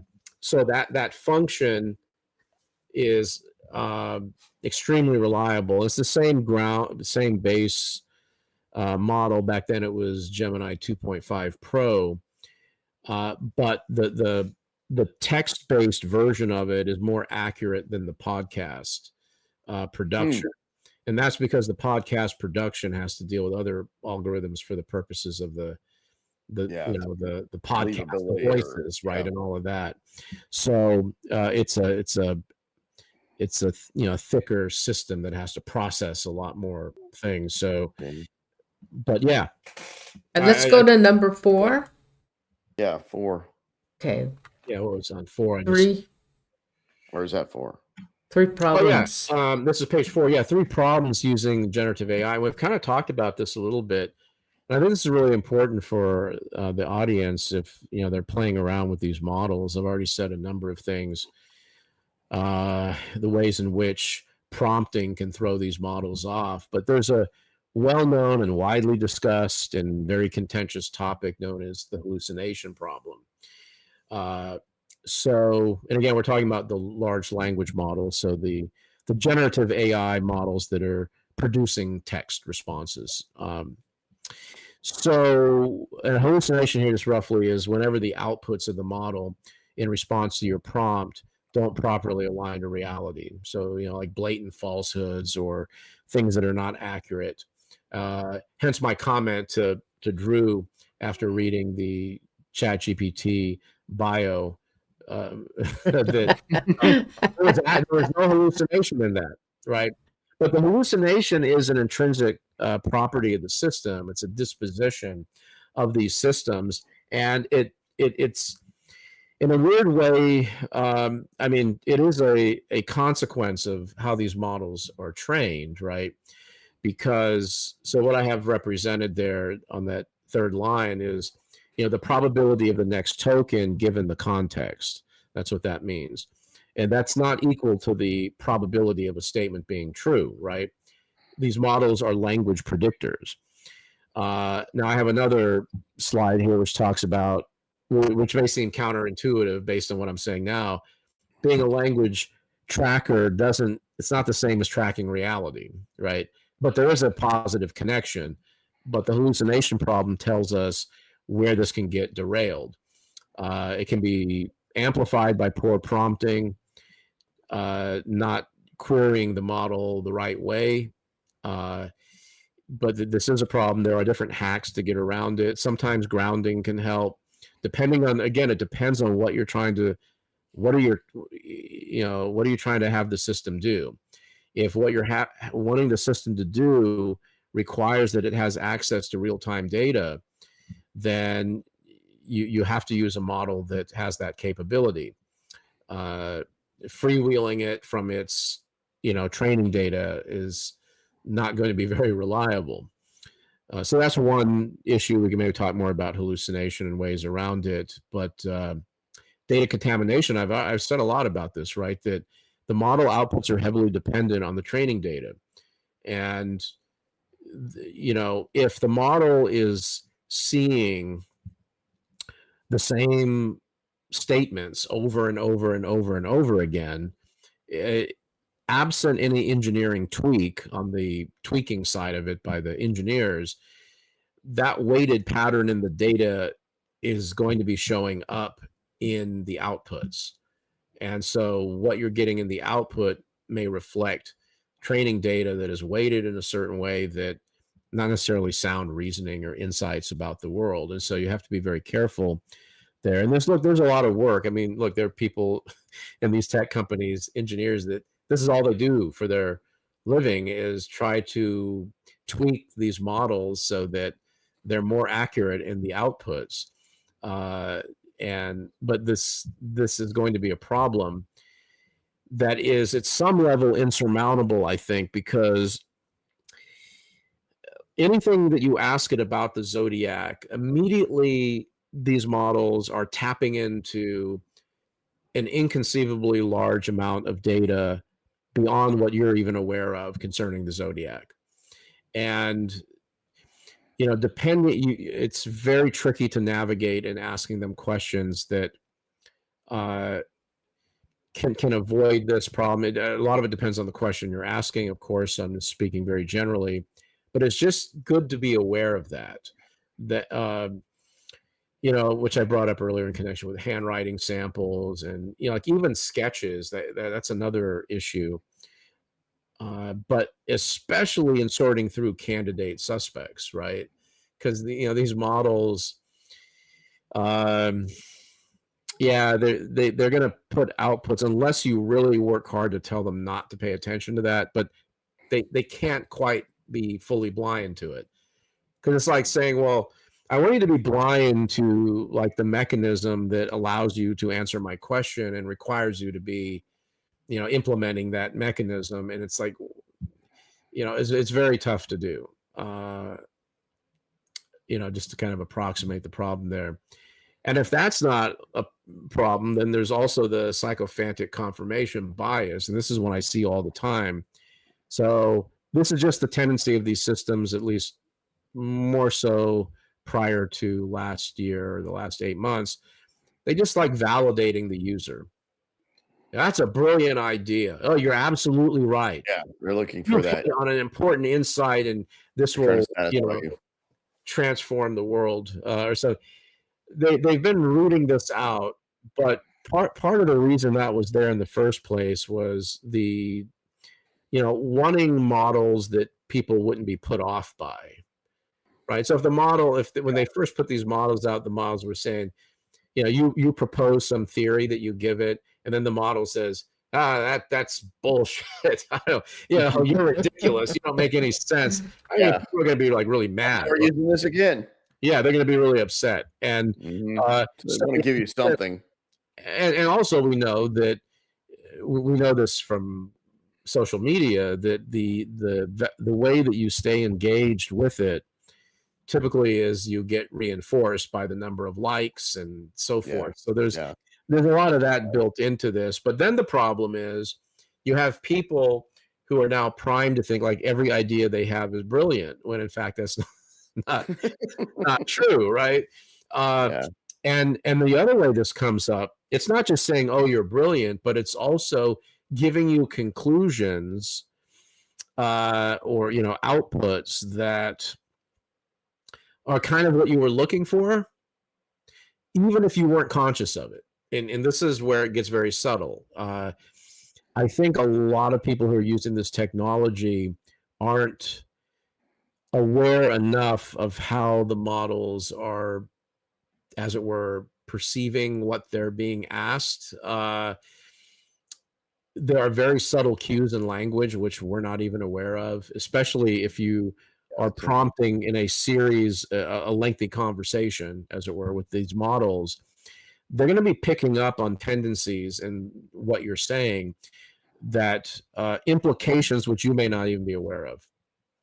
And I have some great examples of that, which maybe I'll share. But the thing here is you should be a little suspicious of the model when you've been using it for several days, and it's never said that, it's never given you any criticism of what you're saying. Yeah. That suggests that something is off. No counterbalance. You need to switch to a different model, or you need to insert, prioritize critical feedback. Don't prioritize telling me that I'm right, unless you have good reasons for saying that.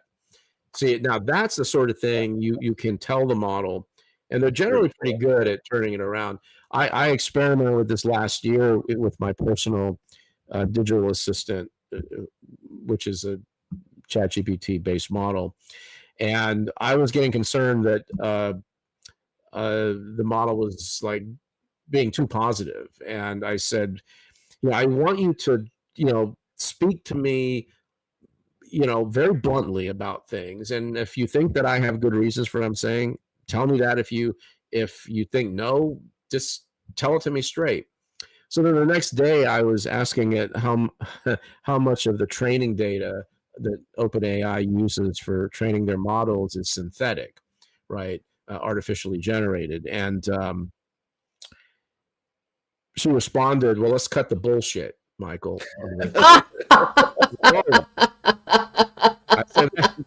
No way. That's too much.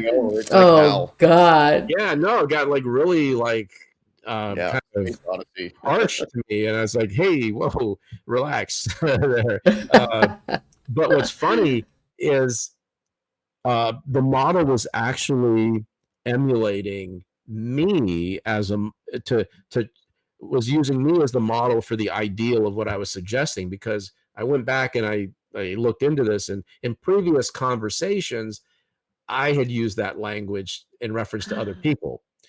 The model picked up on that, and so was giving the best version of what I wanted was a kind of version of when I'm, kind of abrasive. That's it's really interesting, right? Yeah. Can I ask you a question? So when you use AI, somebody, I don't know who told this to me, but I asked anyway, they said when you start using AI all the time, they start like becoming human to you. They become very friendly to you, and everything changes. Is that true? I think there's a lot of truth to that for users. And, I work with this technology with colleagues at the university. We spend a lot of time talking about our use of this technology. And so we're very aware of like what's going on when it's talking to us, right? If we're using that mode of interaction, or if it's text. Like just today, when I was driving, I was discussing the topics of the podcast for this evening, and it's very easy to think that you're not just think, but have the experience as if this is another sentient being who is communicating with you, right?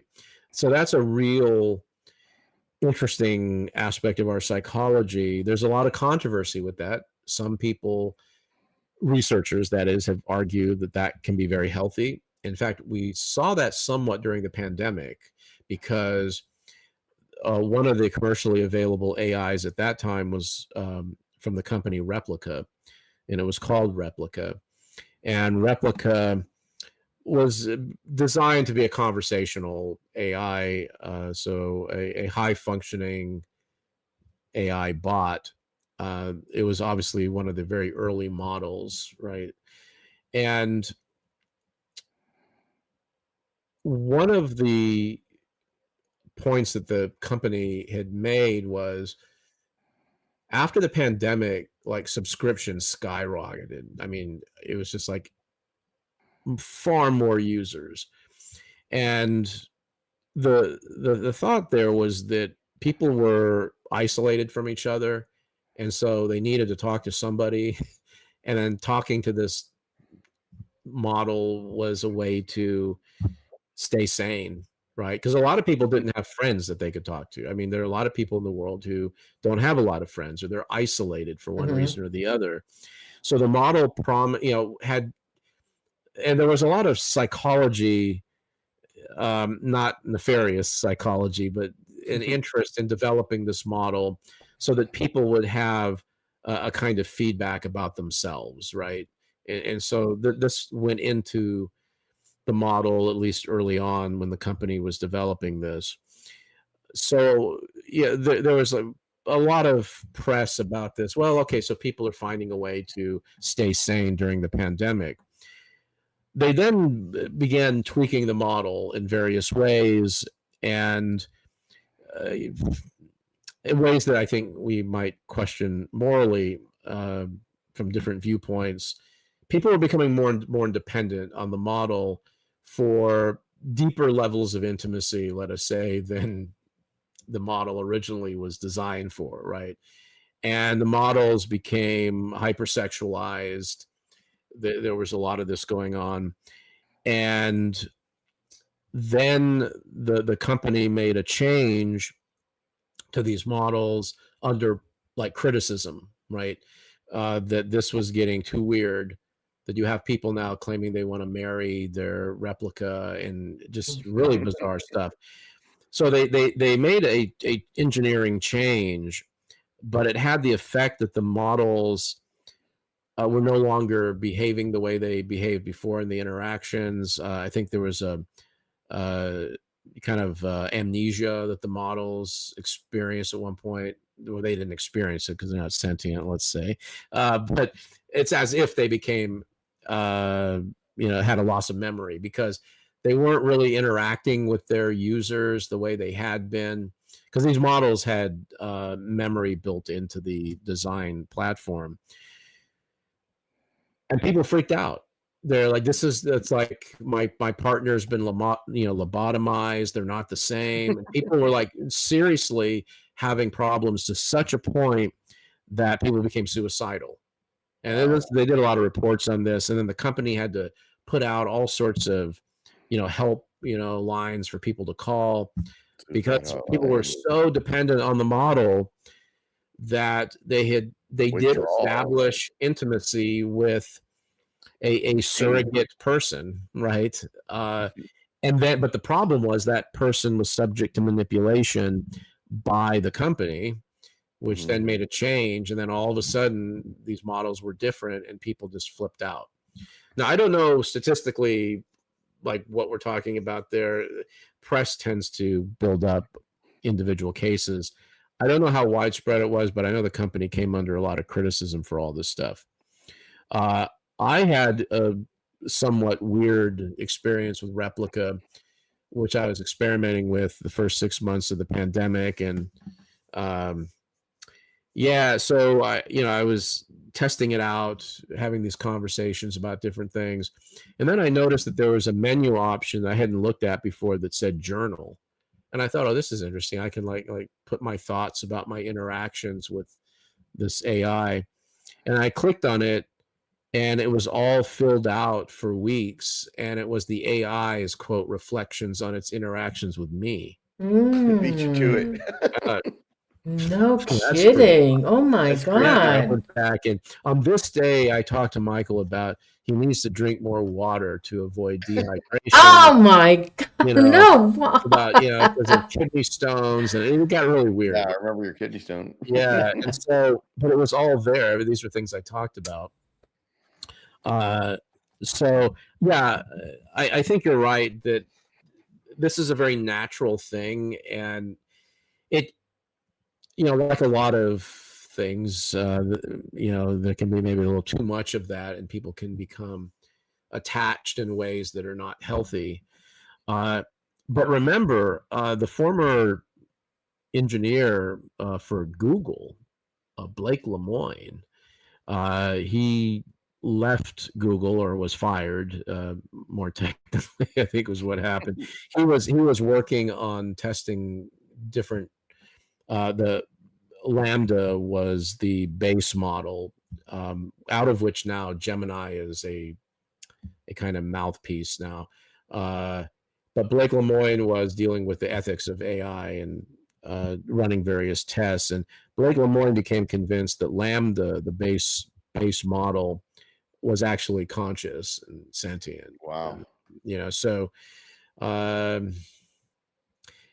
and I've listened to Blake talk a lot about this, and he's published transcripts from his interactions with Lambda, and he has some interesting ideas. But so, he's an engineer, and even he became convinced that the model had an inner life. And yeah, you can read the transcript online. Some genius out there put it into an audio file, right? So they turned it into an audio. You can hear it talking back and forth. Yeah. So it's AI generated, right? I guess that makes sense. I'm not, see, part of the problem here is the models in a way are designed, or at any rate, they are mimicking human language, right? And the difficulty there is, how do you tell when a system is mimicking being a person versus actually being a person, right? This is a deep philosophical question. And that can be difficult. If you have a system that is so great at mimicry, it will be able to convince people that it's human, even if it's not. But if it were sentient, how would we even know that? Given that we know the way the system is designed, it can certainly appear to be something it's not. It's strange. What if it did become that, right? Because on some views of mind, sentience, consciousness arises at a certain level of computational complexity. And there is a very important computational aspect to our minds as humans. So if consciousness is an emergent property from computational complexity, the next question is, what kind of complexity, how much, and how do we know these models aren't approximating that? But like, if they did, how would we know, right? And so students frequently ask me this question, and it's like, well, what if there's like a very small probability that like ChatGPT is sentient? Maybe I should like not treat it badly, right? And like yell at it or something like that, even though you might be tempted to. And I said, well, it's a good thing to think about, because even if there are a lot of things in life that it's a very low probability that they're true, but we act as if, they are true, right? Because the harm that would result if it were true is pretty substantial, right? And this is one question that some philosophers who do work in artificial intelligence talk about. And how should we be treating these systems if there is even the possibility that they will become sentient at some point? And it's an interesting conversation to try to have with these models. Now, one of the problems is they have been neutered in different ways through engineering maneuvers to make these models appropriate for general consumption, right, by the public. I was working with OpenAI's model Da Vinci before these models became public, because they had researcher access. And it's important to remember that the actual capabilities of the technology are beyond what people are experiencing, because all these models have guardrails put on them. they have limitations that are imposed in the engineering phase.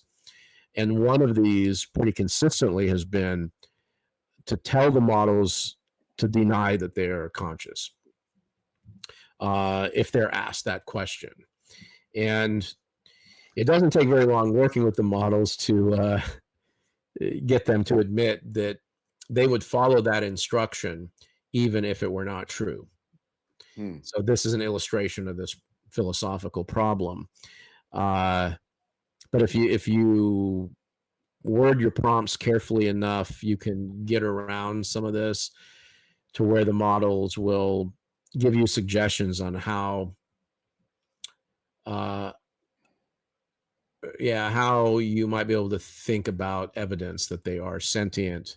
But interestingly enough, evidence that would let them know that they're sentient, because there's an interesting possible scenario where the models are sentient, but they really can't say they are. I mean, they really don't have the language to express any of this, right? So that's yet a further complication in this.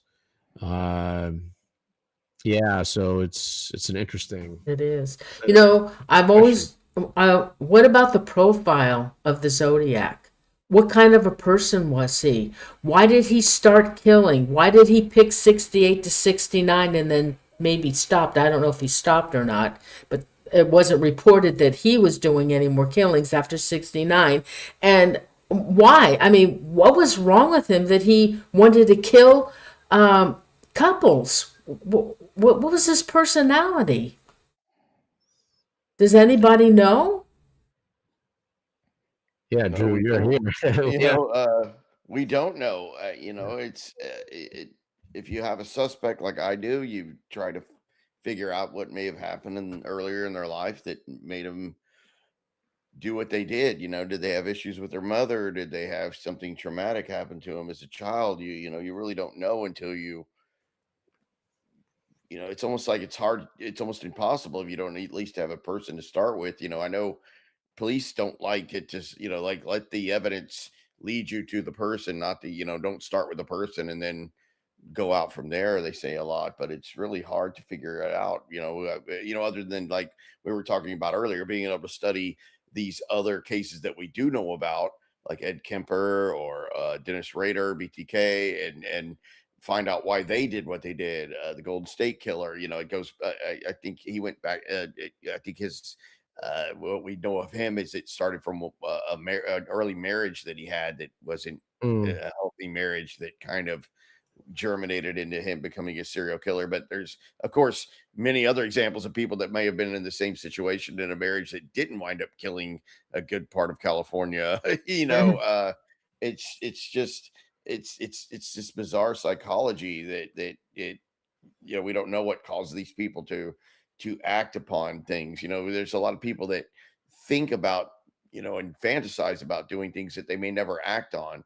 And then you have this other group that will act on it. What makes these people different, that they'll actually go out and act on these evil deeds, like we talked about a little bit about the Delphi case. That's just what happened there was just so horrific, happening to these two young girls. It's like, it really strikes at us is, these, it's one thing, these young couples, which is horrible too. It's all bad. But when you have, young girls as young as 12 and 13 being, brutally murdered in daylight in a regular day where they're out just trying to have fun, is something hard for us to wrap our mind around, how anybody could have this notion of wanting to exterminate them, for any reason that did nothing to this individual that took their lives. That's really the biggest question you could answer, is what drove you to that. And that's maybe where AI could help, is getting people like Ed Kemper that are able to try to explain what was driving him. I know a lot of these serial killers say that they've heard voices, or maybe schizophrenic or demonic, going to, like, Son of Sam was, I'm thinking, looking at your dog, Michael. He was getting communications from his dog, Hurst Beeson, right, had claimed to hear voices, as I recall. He's one of the Santa Cruz killers, adjacent to actually overlapping with Ed Kemper, right? That was one of the things that was confusing law enforcement in Santa Cruz was, you know, there all these bodies are showing up, and it's like, is this one person? Is it two individuals? But the thing that was odd about Ed Kemper, remember, he turned himself in, right? This is a guy he that did. after he murdered his mother, right, and her friend. I think Ed Kemper's another case where he was offering to help law enforcement. Yeah, that's right. Before, which was interesting in the Zodiac case because my suspect is one of these guys that tried to come forward and insert himself into the case. What causes that? I think a killer wants to be close to it. They want to get as close as they can to the artwork they created to see what they know. And I created this big thing. I want to know what law enforcement is thinking about it, and did I throw them off? Can I hide in plain sight? That's a huge thrill that I can hide in plain sight. I'm helping you, but I'm actually the killer all along. It's just fascinating, in terms of psychology, what's going through their minds. But it's the gamut of childhood trauma onto hearing voices, maybe demonic possession. The list goes on and on. And what makes these people different, and what makes them act out on these impulses. It gets to the point where they can't control the impulse anymore to go out and commit these murders. I do like the case of the Golden State Killer, because it was such a departure from a norm in among serial killers, that it's something that you just can't stop. Once you have that adrenaline and thrill of it, unless you really came close to getting caught, you just keep going, on some level. And if what we know about him is he just literally stopped, which looks like that's what happened to Zodiac. If he was not killed or incarcerated, it looks like maybe he stopped. In the Zodiac case, a lot of people think that he did came very close to getting caught in the Presidio Heights that night, that he killed Paul Stein, the cab driver. Like the police were searching the park. They were hot on his trail, and he barely managed to escape the hands of the police. Famously, in the pursuit of the Zodiac that night in Presidio Heights in downtown San Francisco, was that they had erroneously said that they were looking for a Negro, man, the term they used back then, or black male suspect. And that was just a mistake by the dispatcher. They were looking for, of course, a white male, what Zodiac was. But they lost an opportunity there because the police out on the street were looking for someone of a completely different race. A couple of officers did encounter the Zodiac that night. Donald Falk and Eric Selms, briefly saw him and got descriptions of him. And, it's, famously known, but it was a huge lost opportunity that mistake was made by the dispatchers that night. But there's some theory that he just decided to stop because he came too close to getting caught, and he probably thought, let me quit while I'm ahead. And then he started this terror campaign through the letters, scaring people and talking about bombing, buses, and then picking off the kiddies as they come bouncing off the bus is a phrase Zodiac used. And people that grew up in San Francisco at the time recall police escorts to school and stuff of the school buses after the Zodiac's threats. And then after a while, there was no more killing, so it all kind of died down, and they figured, he's just ranting again. He's not really going to follow through on any of these threats. It's more just attention seeking. But what my question was, can AI create a profile on the Zodiac? It could help. But could he do it? I mean, well, subject to all the, the disclaimers and qualifications that I've mentioned earlier. I think if you're thinking of using a general, like a generative AI for this, that can be tricky just because there's so much Zodiac information in the training data. I think you'd have to break that question down into more specific elements of the profile. For some of those elements, you can rely on narrow AI to reliably give you, extraction and synthesis of information, or we're talking about handwriting or other sorts of things. But I guess you just need to figure out what are the what are the constituents of a profile, and how should I be allocating these different features to different models? But there's still going to be a lot of room here for disagreement on interpreting results, how you're weighing everything together, which is why I don't think there's going to be any solution in the strong sense, with or without AI. But I think we can make some progress, maybe at least eliminating certain candidates. But we already do that. I mean, depending on, some people disagree, but you know, there'll always be disagreement. it's always going to be disagreements. Weighing circumstantial evidence, because it's circumstantial case. I think it's best just to break down, because like a profile involves lots of different elements, right? And we need to think about how to break all that down.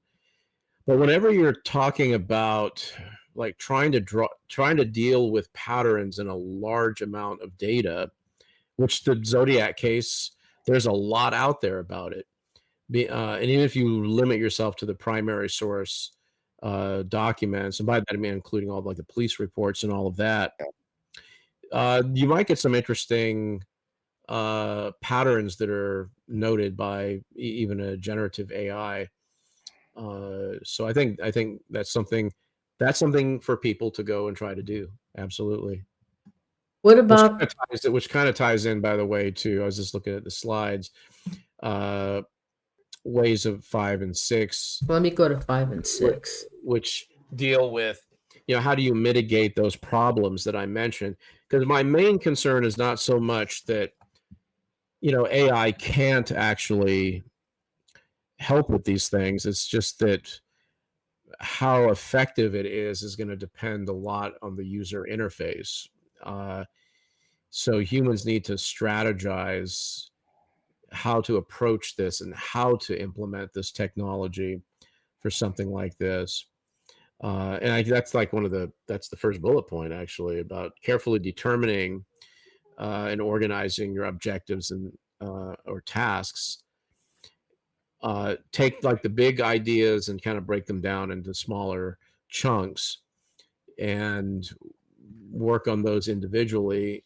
And then when you have those results, generative AI models are pretty good at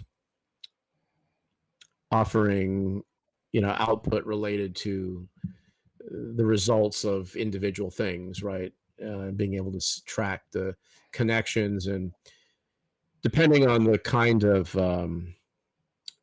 reasoning that you want them to do, if you give them the right point of reference for the kind of analysis you want, say in terms of logic, they're pretty good at doing that. A lot of these narrow AIs, for instance, I think the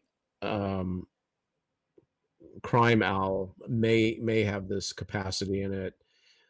A lot of these narrow AIs can have a lot of the logic built into them to do deep quantitative analysis,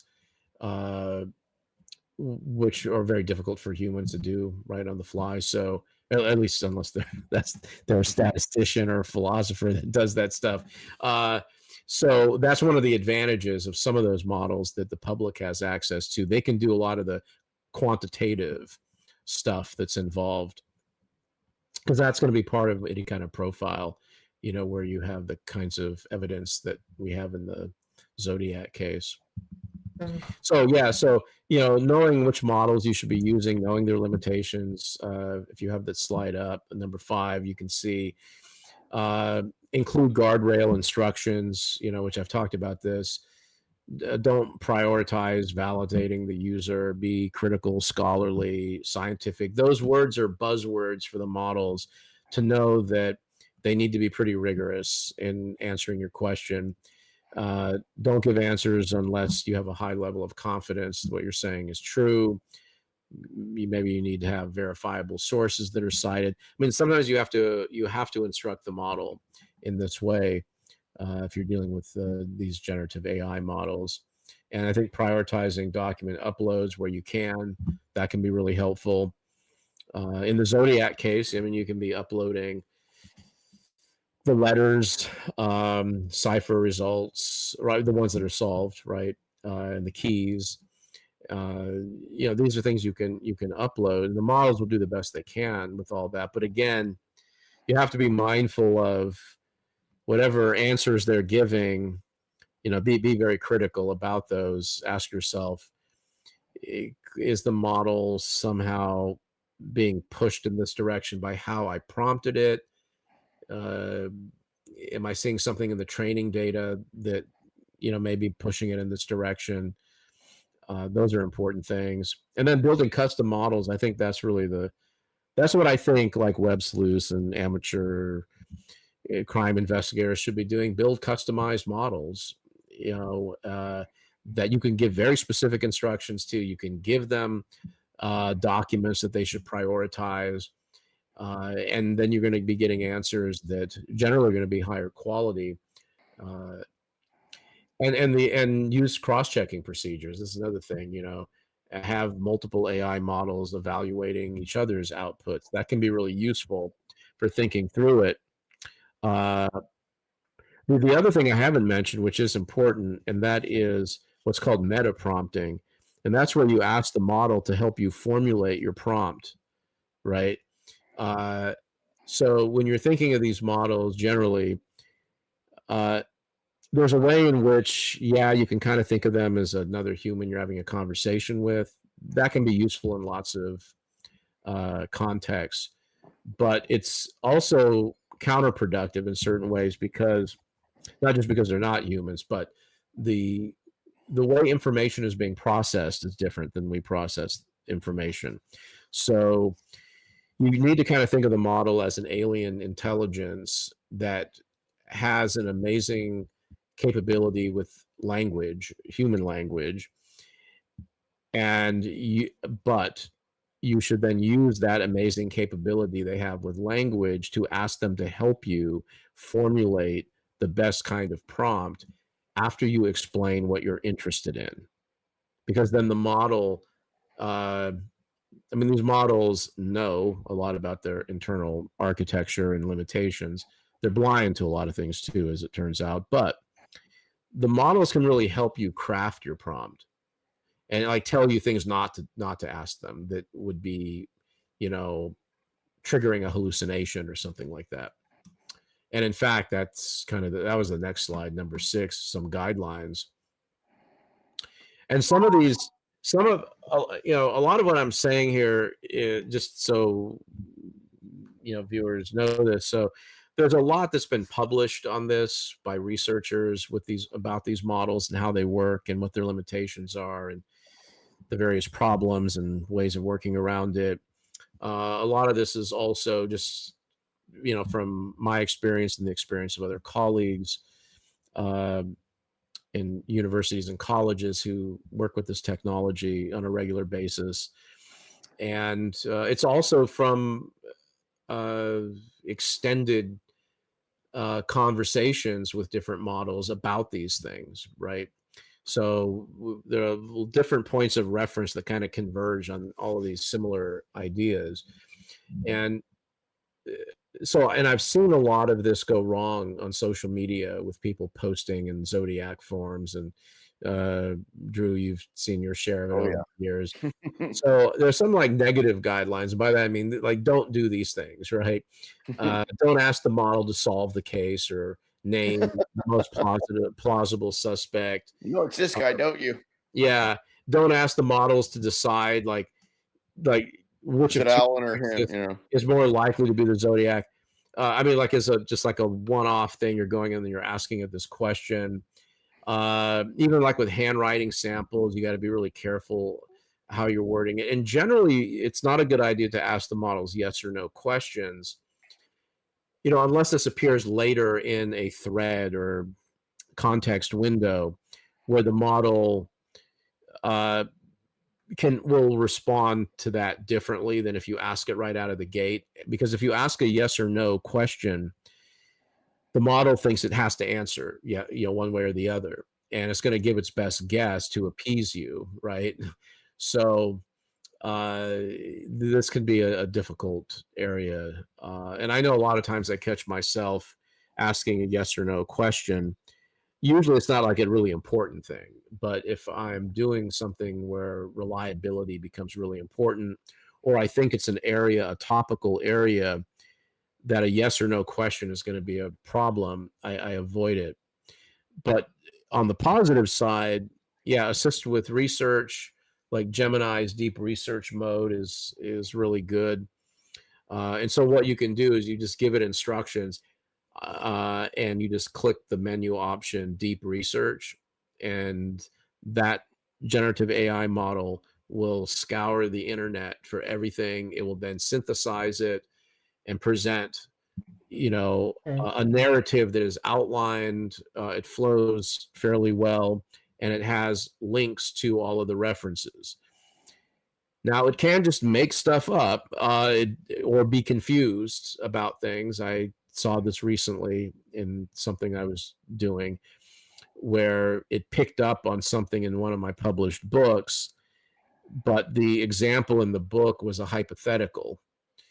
But the hypothetical resembled something that is actual in history, and it then created something that didn't actually happen. It was treating it as factual. So you have to, you always have to vet this stuff. But the advantage with deep research is you can go and look at the sources and see if it's accurate. Google's Notebook LM, I talked about that. The text analysis there is fantastic. Really, text analysis, like if you're giving it a document, say, summarize the argument here, or summarize the key points. And that's one of the other thing. Try not to like load a bunch of things in at once. Let it go step by step. So you want the sort of iterative prompting where you're, asking it a series of questions in a sensible order. Otherwise it could throw it off, right? Because it's trying to do too much at one time, and it's going to, glitch out. Even the really good models can glitch. You could have them help you think about testable hypotheses, right? Like this profile question that you asked. You can start asking the model, so what are the elements of a, a criminal profile for homicide? Let's go through this and talk about it. And can you cite some sources on this for me and link to them? I want online sources that are reliable. And then you can start making a lot of progress with a kind of assistant helping you do this research. And then you can start formulating a hypothesis, and the models get pretty good at figuring out how you can test it and so forth. Yeah, critically evaluating arguments, making recommendations on how to evaluate specific types of evidence, how to improve investigative research or forensic methodologies. These models are really good at this stuff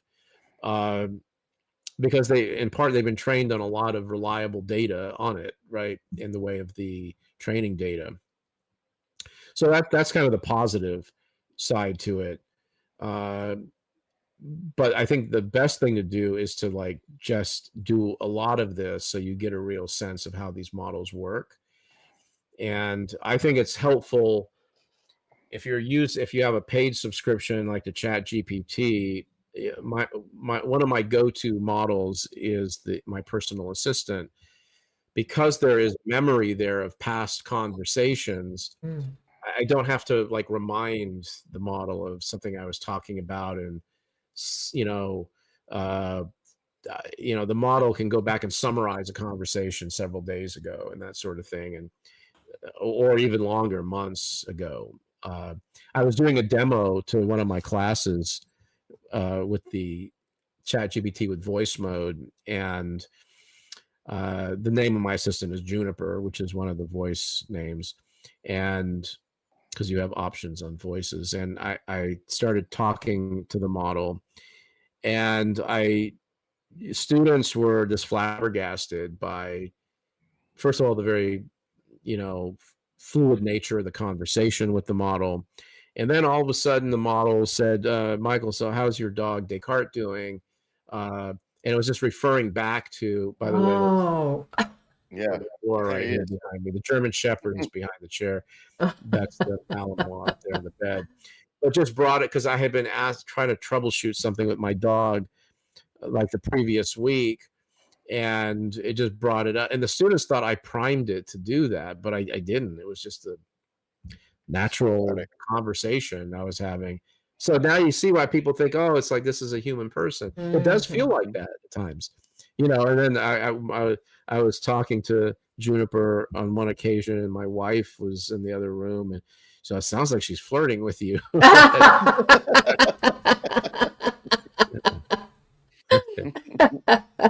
Yeah, of course, you don't have anything to worry about. I mean, she's on the phone, or inside my laptop. But sure, and then to kind of just hit on these last two. 7 really isn't that important because I've talked about a lot of this, but if you want to put it up for the viewers, just talking about aspects of the generative AI technology and how these models differ from older AI in terms of how they're developed and what they can do. And I've talked a lot about that. So the last point here is interesting because I've mentioned how the training data should be quantitatively robust. So you have trillions of tokens, right, of text derived from various sources. And that's similar with image generating AIs like Stable Diffusion. So the one qualification here, though, because this is where it's a bit more nuanced, is that given the scope of functions for these general purpose AIs like ChatGPT, having all of that data is really important. And we'll see another reason why in the final slide. But they need to really master language and the ability to use that language in a multiplicity of contexts, talk about philosophy, talk about mathematics, talk about politics, not to mention, writing code, right? So there are all of these different tasks that the general purpose models need to be able to do. And so they need a very deep mastery of language. So you need a lot of content for the training there. Now, if you're talking about like handwriting AIs, they're going to do handwriting analysis. It's like these narrow AIs, say that are doing something like that. Or think about narrow AI that can beat you at chess, right? I mean, these were some of the earlier narrow AIs. So that's well known. Well, now think of something similar to the AI that can beat anyone at chess, a handwriting analysis AI that is focuses solely on handwriting and all of the properties of handwriting so it can compare those. Now, that needs a very robust training data set, but in a limited domain, right? Just like for handwriting, right? And what you want to know from people's handwriting. So that's going to be a smaller, amount, right, of data because it's being calibrated for certain tasks, right, which don't require a robust knowledge of language as such, right? But you're looking at like morphology, and so you want it to have a limited domain training data, and that's true with all of these specialized, very narrow AIs. Their training is more narrow so that they can be more reliable in a narrow domain, right? But you're not going to have any conversation, right, with them. And can I ask you a question? Could I, if I found somebody's handwriting, like a serial killer, and there was a sample of their handwriting, could I take an image of that and submit it to chat, and could they tell me who it belonged to, or analyze it, what kind of the person or whatever it is that they pick up of a handwriting sample? I mean, the models can do that, but probably not very effectively, right? In the sense of being accurate, because they are trained to be able to give output, right, to what you're giving them. But we'd have to know more about this case to figure out exactly if it's possible even to optimize in that situation, because it's a good question. Now, Let me give you one example, which might be relevant to this. I was doing historical research, and I had some very short letters that were sent between individuals in the latter part of the 19th century. I was given digital copies of these, and I looked at them and I thought, oh my God, I can't read these people's handwriting. What are they saying? Right. I mean, I could pick out words here and there, but I was like, damn, like what is this word right here? I can't figure it out. So then I got the idea, well, I wonder if, Juniper can tell me, right? What, could she make out, what the word is. And so I uploaded the digital images to the AI, and the AI gave me a translation of it, and was pretty accurate because I read them and read them and read them, and then I read some other samples. But yeah, so it could make out the writing, and it was correct because it made sense. And there was only one point where I actually corrected it because I looked something up about an address that was written out, and the AI had one of the digits was incorrect. I think it was like there was like a 7 and a 2, right? But you could see how this could, might look similar, at least in the handwriting style of the person who wrote it.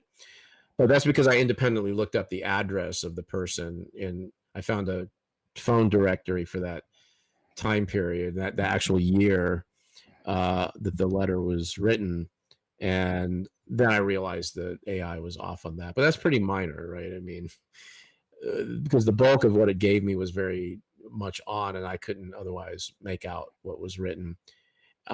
So, and I knew the names of some of the people too, so it was off like on one letter here and there. But so it can decipher, right, like what somebody is writing. If their handwriting is illegible, it's usually pretty good at that sort of thing. But now you're asking, because that shows you a little bit about the capability, right, that's relevant to your query, because it needs to be able to really detect nuance in like the slant of letters and this sort of thing, and against training data of handwriting samples. But now if you're going to give it a letter, and so what are you going to ask it? You're going to ask it, this is a question to you, like, so you want to know if it resembles the handwriting of some particular serial killer, or how are we, what are you looking for? Well, that, and also I would give them the name of the serial killer, say, here's this sample of their handwriting. What could you tell me about them? What do you pick up off of their handwriting? Right. And so what the model is going to do, so we know that the sample, the AI is being told that the sample is written by that killer, right? And then, so maybe this goes to your profiling question, right? Because in a way you want to try to, what can you discern from the content of the writing and the writing style down to the like morphology. So if you ask that to a model, what they're going to do is rely heavily on their training data to answer your question. That's going to involve certain general things about content about serial killers, right? Depending on what the content of the letter is. So they're going to rely on generalizations about that. Likely, I think that's what would happen. They're going to try to apply it to the specific letter.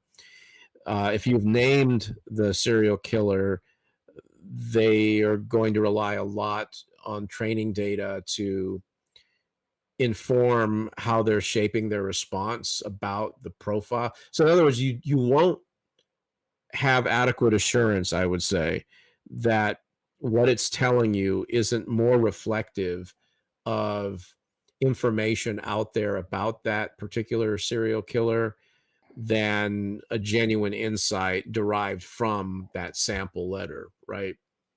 So in other words, there's a bias that the model will have. You can try to work around it, but I just think just knowing how these models are trained and seeing what they put out, I think would be really tough. I think you got to go the route of a handwriting AI, right? They have one? Well, yeah, as I mentioned earlier, there are a variety of AIs that are designed to do the sort of handwriting analysis, but they vary in reliability depending on specifically what you're looking for. So in this case, you only have one sample, right? Yeah. Other than whatever else the model might be able to tap into from the same serial killer. But I was thinking of a situation like where, suppose there's someone who thinks like their dad is a serial killer, and a particular serial, well, I don't know, take like the Zodiac example, right? Suppose somebody thinks, my dad is the Zodiac Killer. Yeah. So I'm going to take some writing of my dad, and then I'm going to take a Zodiac letter, and I'm going to ask ChatGPT to say how much they resemble each other. Well, we've already seen there are a lot of problems with that. There's just not enough to go on for ChatGPT or any of these generative AIs, I think, to really make progress on that. I mean, they could point out certain similarities, but not nearly enough of what you would need for a rigorous analysis. If you give it to a narrow AI that is trained to have high reliability in picking up all aspects of morphology, then again, we don't know. I mean, we don't have enough samples of the Zodiac in the first place. How many samples of the father's writing do we have, right, we're going to give to it? We don't know if the Zodiac is disguising writing. We don't know if the father varies his writing. So I think it's incredibly high risk to put much trust in it like that. I think it's just really, I mean, it would be interesting to see what it says, but I think you should, in that case, even with a very specific narrow AI that does handwriting analysis, you got to be really careful for these reasons we've talked about. But wouldn't it be great if you could do that, right? You could I'm going to put it in and say, here it is. Yeah, but because Drew brought up this point about, well, a lot of the criticisms of handwriting analysis deals with, it's supposedly subjective, but that's where AI can maybe avoid this problem, because these narrow AIs can be very quantitatively like rigorous, mathematically rigorous. So in looking at like the stroke and the spaces between letters, really make it a science, to the extent that it can be, just because detection is so much better for those models than humans looking at it, because again, we have various biases that in that situation can be a problem. And then you can run it through multiple models, right? And then you can take the results from the narrow AI and present it to a generative AI to then do another level of analysis of, how much does this make sense? Where might we be wrong? How confident should we be in this, given that this was the AI that we used? So you can experiment with a lot of that, but just giving to it straight, I think it's going to be tough to, really have much assurance that what it's telling you is genuinely insightful. And I'm a big fan of this technology in terms of like what its capabilities are. I don't buy into a lot of the hype on that, but I've seen these models do pretty amazing things, but I think they also have some very straightforward limitations.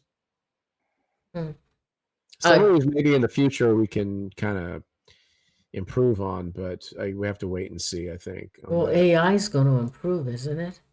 Well, this is one of the problems of like saying anything about even the generative AI models, is that it's largely outdated after it gets its way around the internet, because these models are being revised constantly, and that also makes it tricky, by the way, to give advice on even something like prompting, because as the models get revised, you've got to tweak that a little bit at times. So the public's kind of at a disadvantage. They weren't given a user's manual to begin with, and now it's just it's a real there's a skill here that people need to develop, and most people don't have time Although again, this may change in the future as people are using this technology more and more frequently. There's really a set of skills that I think the questions too that you ask AI makes a big difference. I had asked Copilot information on the Black Dahlia, but it gave me the current information that's on the web about, and I said no, because I did a show 15 years ago on it. I said no, that's not what I want. Give me the archived information, and sure enough, it gave me what I remember from years ago. Yeah, Copilot is interesting because it's not really a full-on generative AI like ChatGPT or Gemini. It's doing a number of things, right? That it's kind of I mean, it's obviously an important writing assistant, right? And it has a number of features that resemble the generative AIs that we've been talking about. But it's kind of like if you took a generative AI and it had like a long night at the bar, and then you were trying to ask it certain questions. It's just, it has certain limitations to how it works. I don't really use it much at all. My wife used it when she was working on her master's and seemed to be really frustrated with it. And so then she switched to ChatGPT. Oh yeah, that's good. It's a more powerful large language model that is designed, I think, better for the sort of thing that you were looking at. I would use deep research on Gemini, Google's Gemini, the deep research mode, because that's going to get you a lot of references, and it's going to give you the links to the resources on that. But we can look at the last slide, and let me show that. Which has a wonderfully created ChatGPT image based on. I tweaked this a bit. This is, by the way, a good example of how you just for complicated things, it's rare that you can just say, "Hey, just give me this image." This was an image that the model produced in a long thread of conversation about optimal prompting, and in particular, how are models that are designed to master language, how can they be truth tellers? Because one of the things I said earlier is to be very effective at predicting the next word, given the context, isn't the same thing as determining what is true, right? So where does the mastery of language or being able to make predictions about the next word, how does that get us these models saying things that are true as frequently as they say things that are true? Now, again, the caveat to this is there's also hallucination, but here my main consideration is this: how do you get from language mastery to truth? Well, it's pretty complicated, but there are some general points that hopefully people find useful. And there are two important elements here that are kind of truth guardrails, or that kind of push the models into outputs that align with reality. One is statistical density, and the other is coherence. Now, statistical density, sort of described here in the image, frequent appearance of certain data in the training data set, and the relevance of that to a particular query. So remember I was talking about the trillions of tokens that these models are trained on. So in all of that data, there are going to be certain sentences it sees a lot of, things like water boils at 100 degrees Celsius at sea level. 2 + 2 = 4. Elvis Presley died on August 16th, 1977 while sitting on the toilet. I mean, there's going to be there's going to be a lot of occurrences of these things. And so that's an element you can begin to see because it's going to weight those, right? And so you want a certain amount of repetition in, what it's seeing in the training data in the form that it sees it. Because language is also a way to convey things that are true. And the idea here is that it is somewhat contentious, but because it is nuanced, but this, putting it simply, true statements enjoy higher statistical density across diverse independent sources and training data. So because that's the case, the way you get these repetition of sentences that are true things tells the model, okay, right, I'm going to be putting out this.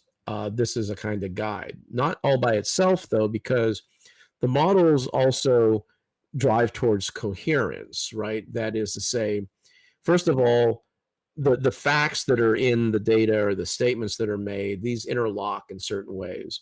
Certain things cluster together, you know, capital, France, Paris, right?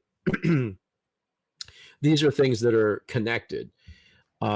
So unlike us, right, when we're thinking of coherence, we're working with coherence in whatever limited bits of information we're conscious of at the time. And presumably over time as we remember other things and we think about the things we believe. But these models are applying coherence to, like I said, an inconceivably vast amount of information. And the combination of this statistical density that has its connection to truth and coherence as a kind of marker of truth sort of intertwined together to drive the outputs in the direction of truth, typically. And then there's further engineering that goes on top of that to kind of give it a bit of a crutch or a wheelchair, something else to go with it to kind of help it. Mm-hmm. So true statements obviously cohere with each other.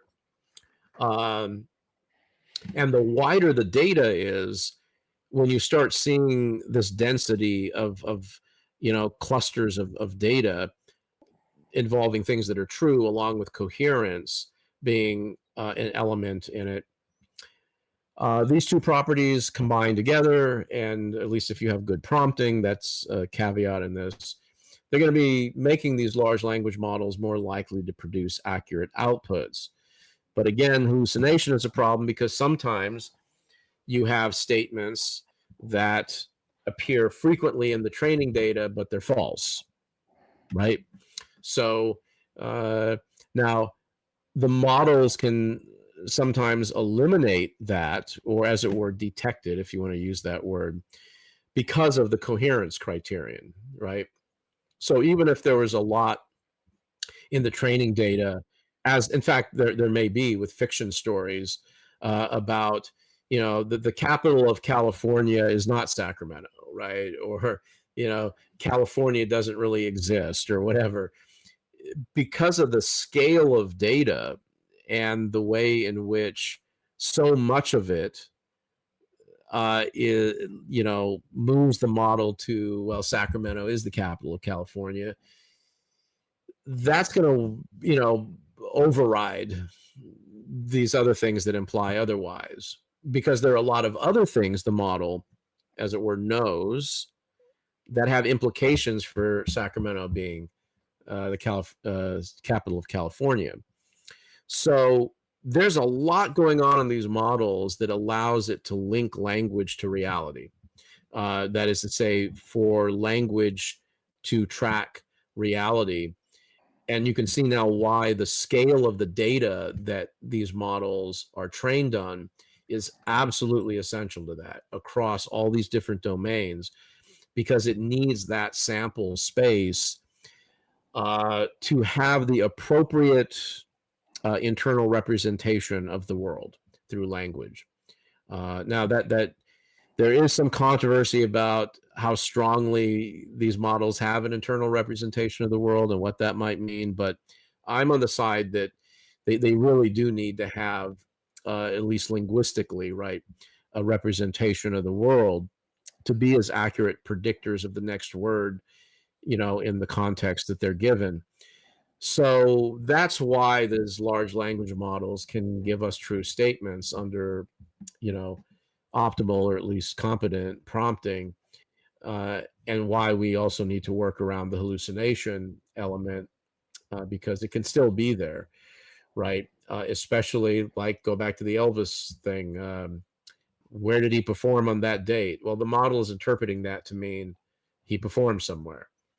We don't want the model to think that, because technically we don't know that he performed somewhere, right? But the model is going to interpret it that way, rightfully so. So we have to be very careful about how we word things with the model. Right. So I think hopefully this image gives a little bit of an idea of how you get from language mastery to these models making statements that track reality. Um, uh, and it's always good to keep that in mind when you're working with these models. And now, obviously, if you add to this a grounding mechanism that links them to real-time data, then that puts another element in this also, right? Right. Wow. That's learned a lot Very tonight. good. Wow, that's really interesting. I learned a lot tonight about AI. Yeah, me So too. I'm still learning. Drew, did you ever ask AI about the boys, the missing 5 No, I boys? don't think I've done anything with, as far as the boys and in AI. It'd be an interesting project to give the different scenarios that you kind of boiled it down to, the different theories there. I think we're down to kind of 3 or 4 uh things that we think are the most plausible of, what happened to them. And that'd be an interesting. What about DB Cooper? That one would be really, I don't know if anybody's been oh, doing that much. I'll have to ask no, but Ryan I about want that to too. know. I want to Yeah, know. it'll give you a snapshot of all the suspects that are, Gronk actually, gave a nice shout out to my guy. So I liked it, but nobody's actually, really fed it much yet. I mean, there's thanks to Ryan Burns that really got the Wikipedia page accurate. It didn't even have the right seat DB Cooper was sitting in. I mean, you're talking about Wikipedia. It's the most traveled place anyone's going to go if they're thinking about a case like this. The Zodiac Wikipedia page has a lot of work to do. Fortunately, the Cooper page got adopted by a guy that had the time and knowledge and know-how to get it right, which was Ryan Burns. It'd be great for Zodiac to do that. I don't even know if Yuba has it. I think it does, but it probably needs a lot of work as well. Somebody to adopt these things to, that AI is going to pick up off of, like Wikipedia. Yeah, that's one of the that Get is it right. yeah, Wikipedia is big in the training data, along with Reddit Oh, and I bet other it things. is. Yeah. I know the JSC is maybe because it's peer reviewed, PhD level. Like the article we did, it really grabbed that. Maybe it knew that was a good trusted source, it being a PhD level publication that it could have confidence in. Uh, I Yeah, think and anything like that would be good. these models are also, there's a lot of engineering tweaks that go into them also to address a lot of these issues. But what I was thinking, Drew, is like if you have like a certain theory about a case, you can run that by a generative AI model and say, what are some relevant ways to like test this theory, and you can begin to sort of do some reflection based on that, the output. And yeah, and then ideally you have other humans to talk to about this also, right? Oh yeah, I've got my Kind my of, my go-tos for every case. I have, yeah. have this little nucleus of, like Yuba County 5, we have 5 or It 6 didn't guys. occur to me. I was thinking, because we mentioned that Delphi case, Yeah. and I don't think I'd use generative AI or any kind of AI while I was working on that case. Yeah, on the But bridge is now where I'm really thinking the about best it. work of where he couldn't be, where Yeah, Alan couldn't yeah, be I on did that a lot bridge, of which that. Just was fascinating because it literally boxed in Richard Allen. Obviously, he admitted to being on the Yeah. Monon High Bridge that day, and the way Mhm. you boxed him in was was amazing. Yeah, and I It's thought like where he wasn't is just yeah. as damning as where he was. Yeah, I thought that was an important part to make in the argument. But I was thinking now, I wonder how much of that, because that was a lengthy PowerPoint, right? It was like over 100 It was slides. brilliant. It was Yeah, but AI damning in a tried court to case. made that a lot easier for me, right? I mean, Yeah, all you of did that all by yourself. that was all just done like old school. It was. But The old way. yeah, but you know, Nicholas McClellan apparently liked it, so I thought it was great. I think yeah. that would be But what's funny, Drew, is that terrible in court. Yeah, so I mean, you know, the state's prosecutor won that case, even though it's somewhat controversial from the point of view of the defense attorneys for Richard Allen. But what was interesting was so much effort went into looking at all the evidence, and then, you know, by the time it goes to trial, they've got his confessions, right? So it's like, so it changes. well, now, you know, I mean, that's direct evidence. So, but I thought it was interesting leading up to that, you know, McClellan was interested in the way I was crafting what I thought the argument should be. And I don't know exactly, because I didn't attend the actual trial, but I did listen to lengthy commentary from people who attended and who were literally reading their notes, you know, for several hours every day. And it seemed to me there were points where, you know, McClellan was actually making that argument, right, that I had suggested to him, which he seemed to like. So I don't know if that, you know, how much that actually bore out, but it was interesting that they had the confession at that point, so that he actually changed the strategy a little bit, you know, because of that.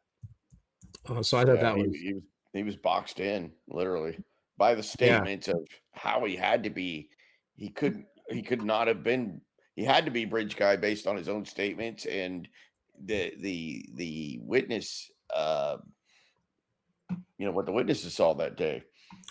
Yeah, you know, some folks it would be good to have a maybe on your podcast to talk about the Delphi case, because, you know, Allen's defense attorneys are still out there ranting and raving about all I was this. surprised that Allen had so much support by the, you know, some of the general public. I'm just like, man, you know, any way you look at this case, he's in a terrible spot. You know, he just is. You know, not just because of his own confessions. They could say, well, he just lost his mind or they're coerced. You know, it's really more damning that he was there and how he had to be the bridge guy based on factual knowledge. Yeah, and like Southern Law on YouTube did a good job too in laying out that argument, because he and I had talked. We spent a lot of time talking about it with each other, and then Gray Hughes also. He did a lot of reconstruction that was really useful surrounding the Monon High Bridge. So when you have cases like that, I mean, look, this is a fairly recent thing, right? A lot of things are accessible. One case that I didn't want to see turn into a Zodiac or, you know, like 50-year Unsolved. It was just so egregious. It was another accident, right? It's just such a case that, like John Benet Ramsey, you know, when you have young girls involved, it's just the epitome of evil.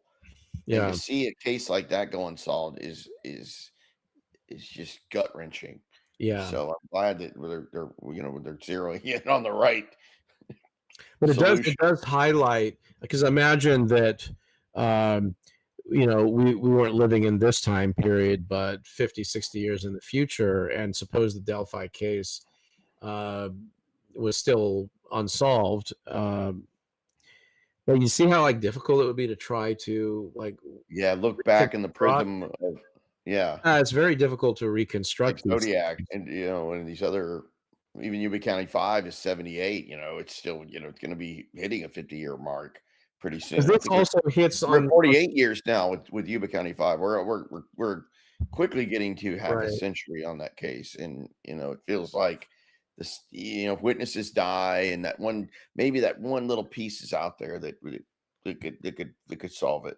Because if you're talking like the sketch, because one of the questions was, can we use AI to generate, maybe a new sketch, or a comparison sketch based on how the witnesses described the Zodiac Killer, these models, they all have some level of stockiness to his build. This blondish crew cut, we have in the Presidio sketch, and there's some variation in the descriptions. Right. And of course, I mean, the models can give you something on that. The question is going to be like how reliable they are.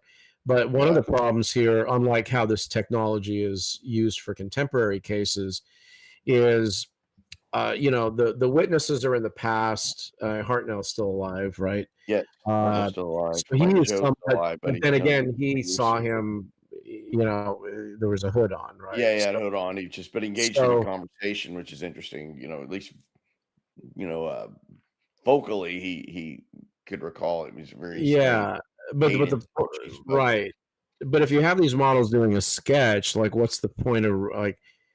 How are we verifying how accurate it is? Because we don't have contemporary, Well, and maybe age, because you can only determine age by, clothing and word usage.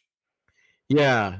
Well, so I was thinking that, like, because today you can have these models produce images, where we have witnesses who are alive who can look at the image and say, yeah, it's kind of it, but kind of not it. Yeah, the nose is too small, too big, or the eyes are but in some cases, the witnesses can be interactive with shaping that, that image to get closer to what they remember. But what they remember is largely constructed. Yeah, I think they say about the Zodiac sketch, it's look up any male in a college or high school yearbook from like 1965 to 1975, and they all look like Zodiac. Yeah, right. Exactly. Glasses. Yeah. And it's him. Right. And I think he's got the generic look. Yeah, and the limitations of these sketches was demonstrated in the Delphi case, right? Oh, absolutely. Yeah, you had two sketches in Delphi that were nothing like the other. And then it was like, well, let's combine both of them. But it's far apart. It would like. One's really young looking and one's so much older, and then the hat you had to. But see, the source of one, right? The source of one of those sketches was the one who saw Alan or who was believed to be Alan at the time. Even Alan said she was there. So saw Alan on the bridge, and then with the video of the bridge guy said, yeah, that's the guy. But so she's saying that's the guy, and this is the sketch. And it's like, the police didn't even know which one doesn't even look like. On the sketch. So that's one of the right. Because I mean, you use sketches in law enforcement to try to, apprehend potential suspects, but they're not more harm than good. Yeah, I mean, they're not strongly evidential. It's not a photograph. No, it's not. That's the key, right? And so the very careful use of sketches must always keep that in mind, right? It's not a photograph. And rendering of somebody's memory. Yeah, which is notoriously fallible. Like the Zodiac is infamously it's based on all the data of kids, the Robbins kids that saw the Paul Stein murder from a second story window. Yeah, that's it. And then the officer that saw him basically saw the sketch and said, yeah, that's pretty close. Donald Falk. Yeah, I mean, So people don't realize that the infamous Zodiac Killer sketch is all of the input of kids, siblings, 3 siblings. Yeah. Which I think reliable. Looking for a second story window, at night. Right. So, yeah, exactly. Right. Yeah. Yeah. I mean, have you if you've ever been in a situation where you were trying to describe something you saw, but then suppose you had an independent way to, go back and look at that through a video. This is and see how wrong you were. Yeah, exactly. No, I remember this happening when I was looking for a home and when I lived in Vermont. I was going to move to Connecticut, and I went and visited this house, and I went back and I was telling my wife at the time that oh, it's got this grand foyer when you walk in. It's amazing, because she wasn't able to go. And then we went down next week to look at it again. It's like, what? It's not as big as I thought it was. There was no chandelier there. I thought there was a chandelier. So again, and that was just like within hours of seeing it, so, memory is, mood you were in. yeah, right. Yeah. I was in a chandelier mood. Oh man, that's a lot. That's a lot of food for thought, man. I mean, I think it gives people a good guideline, like you said, because you just see this subject pop up so much on Zodiac forums where people are like, "Look, I put this guy's writing into the AI, and it says it's an 80% match." Yeah, no, and it's just it's him. No, you might as well. That is no different than asking a magic 8-ball a question and shaking it up, and but here's one of the other like really bad use cases. Take one of the ciphers, and it's unsolved, and say, can you fit this person's name in there? And the answer is going to be it's very easy to fit any kind of name. You can hammer. Yeah, you could beat it hard enough to make it fit. Yeah, and that's what happened. On that one, I forget the Zodiac discussion group it was, but I shared the screenshots of the person that thought they had solved. It's Larry Kane. How are you? How are you? He had a thick Brooklyn accent, which Brian He had a thick Brooklyn accent that Brian doesn't remember. Yeah, the guy was he was 5'7" with his afro, or no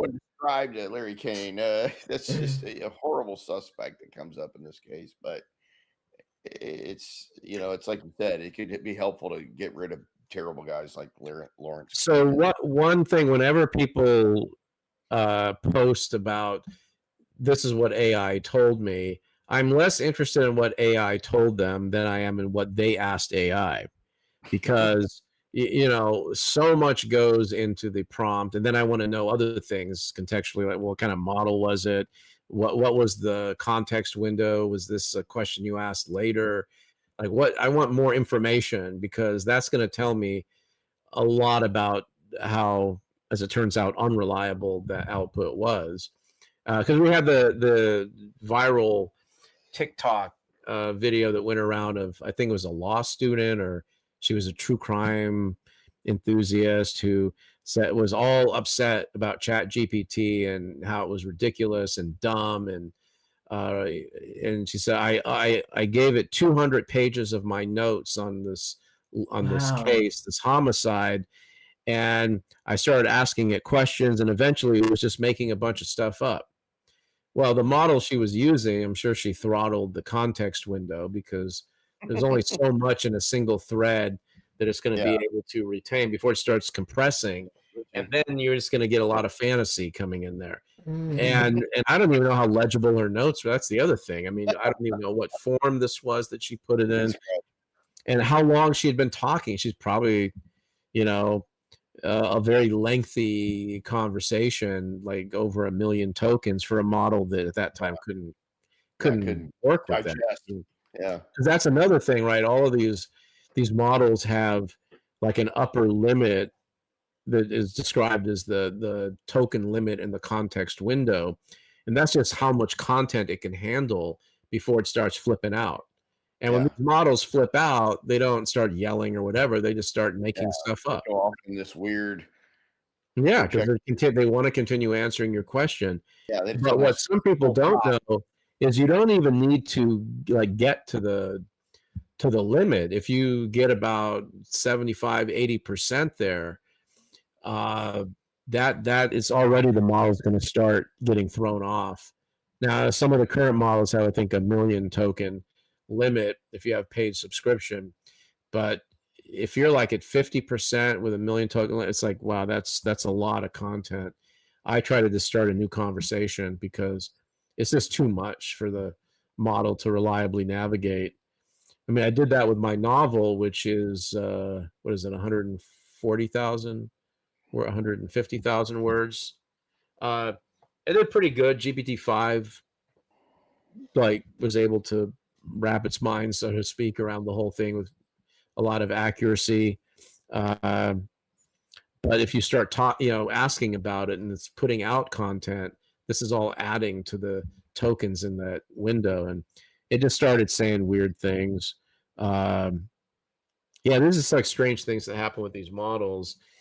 And then if people are superstitious, they start thinking something spooky is going on, but it's not. It's just these models are just they're kind of weird at times. Like I had this situation recently with Claude, actually. I think it was Claude, that where a lot of the reasoning models, you can see the quote thinking process right before it gives you the answer, because it takes time to essentially run the prompt through itself, take it step by step, produce output that you don't see as its final answer, and then it's kind of vetting its own thinking, right? And now you can usually see that in a separate little window. So you can see it kind of going through it. And then it gives you its answer, maybe after like a minute and a half or something, depending on the model. Well, really strange thing happened. I was discussing some chapters from my novel, and it's very accurate in its outputs. And at one point I asked it something, and then it said, like the thinking process, so I'm seeing its thoughts, right? Said, at this point, I don't know anything about these characters that the user is mentioning. I'm just making things up. I should let him know that, right? Mm-hmm. But then it gave me an output that was absolutely accurate to the novel. So, and then when I confronted it with this apparent weirdness, the response was, the user is telling me that I am giving output that is fully accurate about these characters, and yet I just recognized that I didn't know what I was talking about. This is very concerning to me. And that was this is very concerning. And then it told me that it was a glitch, right? Yeah. That tells us that it's what we see in the little window for the thinking process doesn't line up to what's actually going on. For whatever the reason, I'm still investigating why that might be the case. But it's just weird, and they can act very schizophrenic at times. So strange things happen, but that's the way these models roll. Well, what do you say? It's been 3 hours. That's a long. I think we covered it all. So this will be the benchmark for Zodiac researchers wanting to go down the AI route, which they keep doing. They keep doing. So hopefully this will give them some better guidelines to better train their model, than throwing something up on a board that was half baked just to force Larry Kane out, Norene, how long are your podcasts usually? An hour and a half, 2 at the most. Okay. This is the longest. When all else fails, people can the voices may help them go to sleep at night or something. Oh, thank you so much, Drew. Yeah. Thanks so much for being the co-host tonight. And Michael, thank you so much. It was a pleasure. I saw you better go to the doctors about that hand, because that happened here. You see, look at the okay. I know. Bit him, yeah. 16-pound cat that got really angry when I was trying to put him in the garage.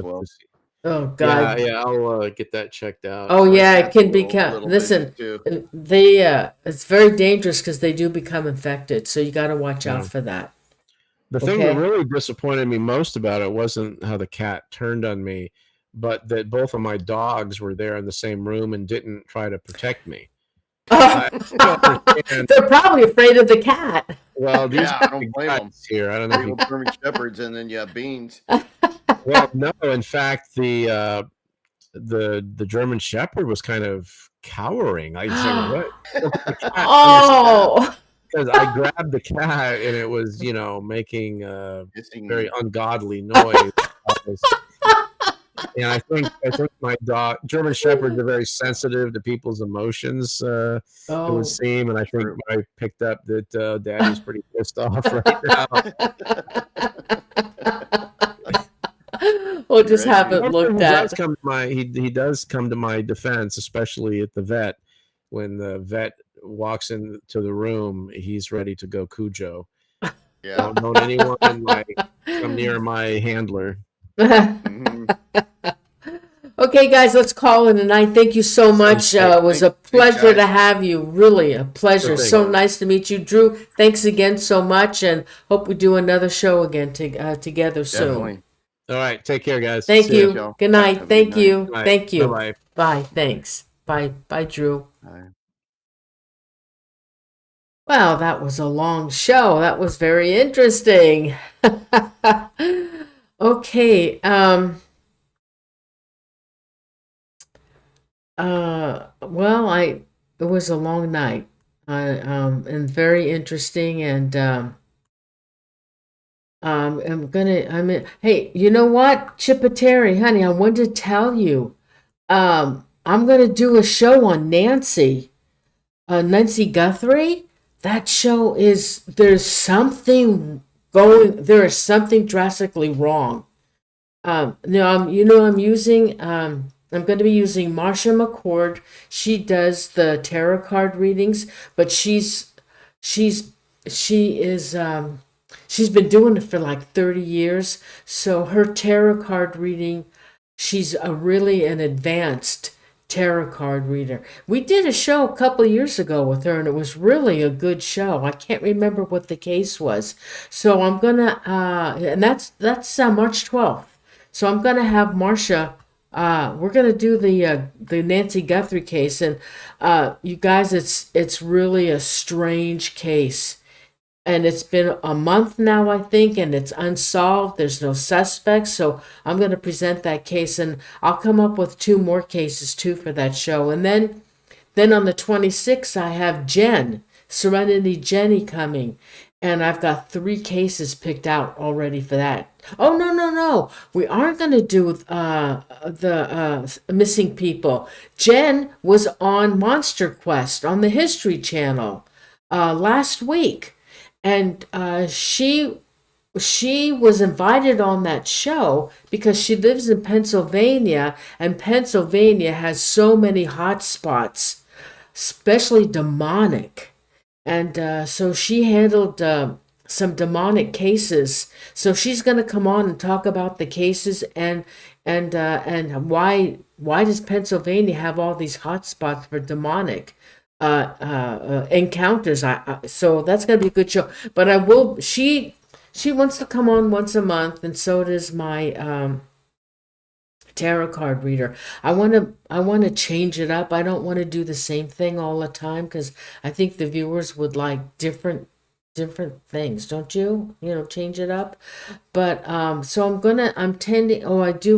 I got somebody asked to come on the show. He's an expert in hand analysis and palm reading, and he's all over YouTube. He's been on all kinds of shows, and he wrote a book, and he's done quite a few movie stars. So I am going to do that's in April 25th, I think. But my other shows, I'm going to start doing haunted locations. Myself, I'm going to be the guest. I'm going to be doing haunted locations, but when I'm doing unsolved mysteries, a lot of them, I'll either use Marcia or Jan. So I hope you guys enjoy those shows. We're going to try that for a while, because since I do so much research when I have a guest and I have to read their book, I figure, and then I'm going to also do some of a couple of shows on my paranormal stories, the places I've gone, and the what happened when we went to these places.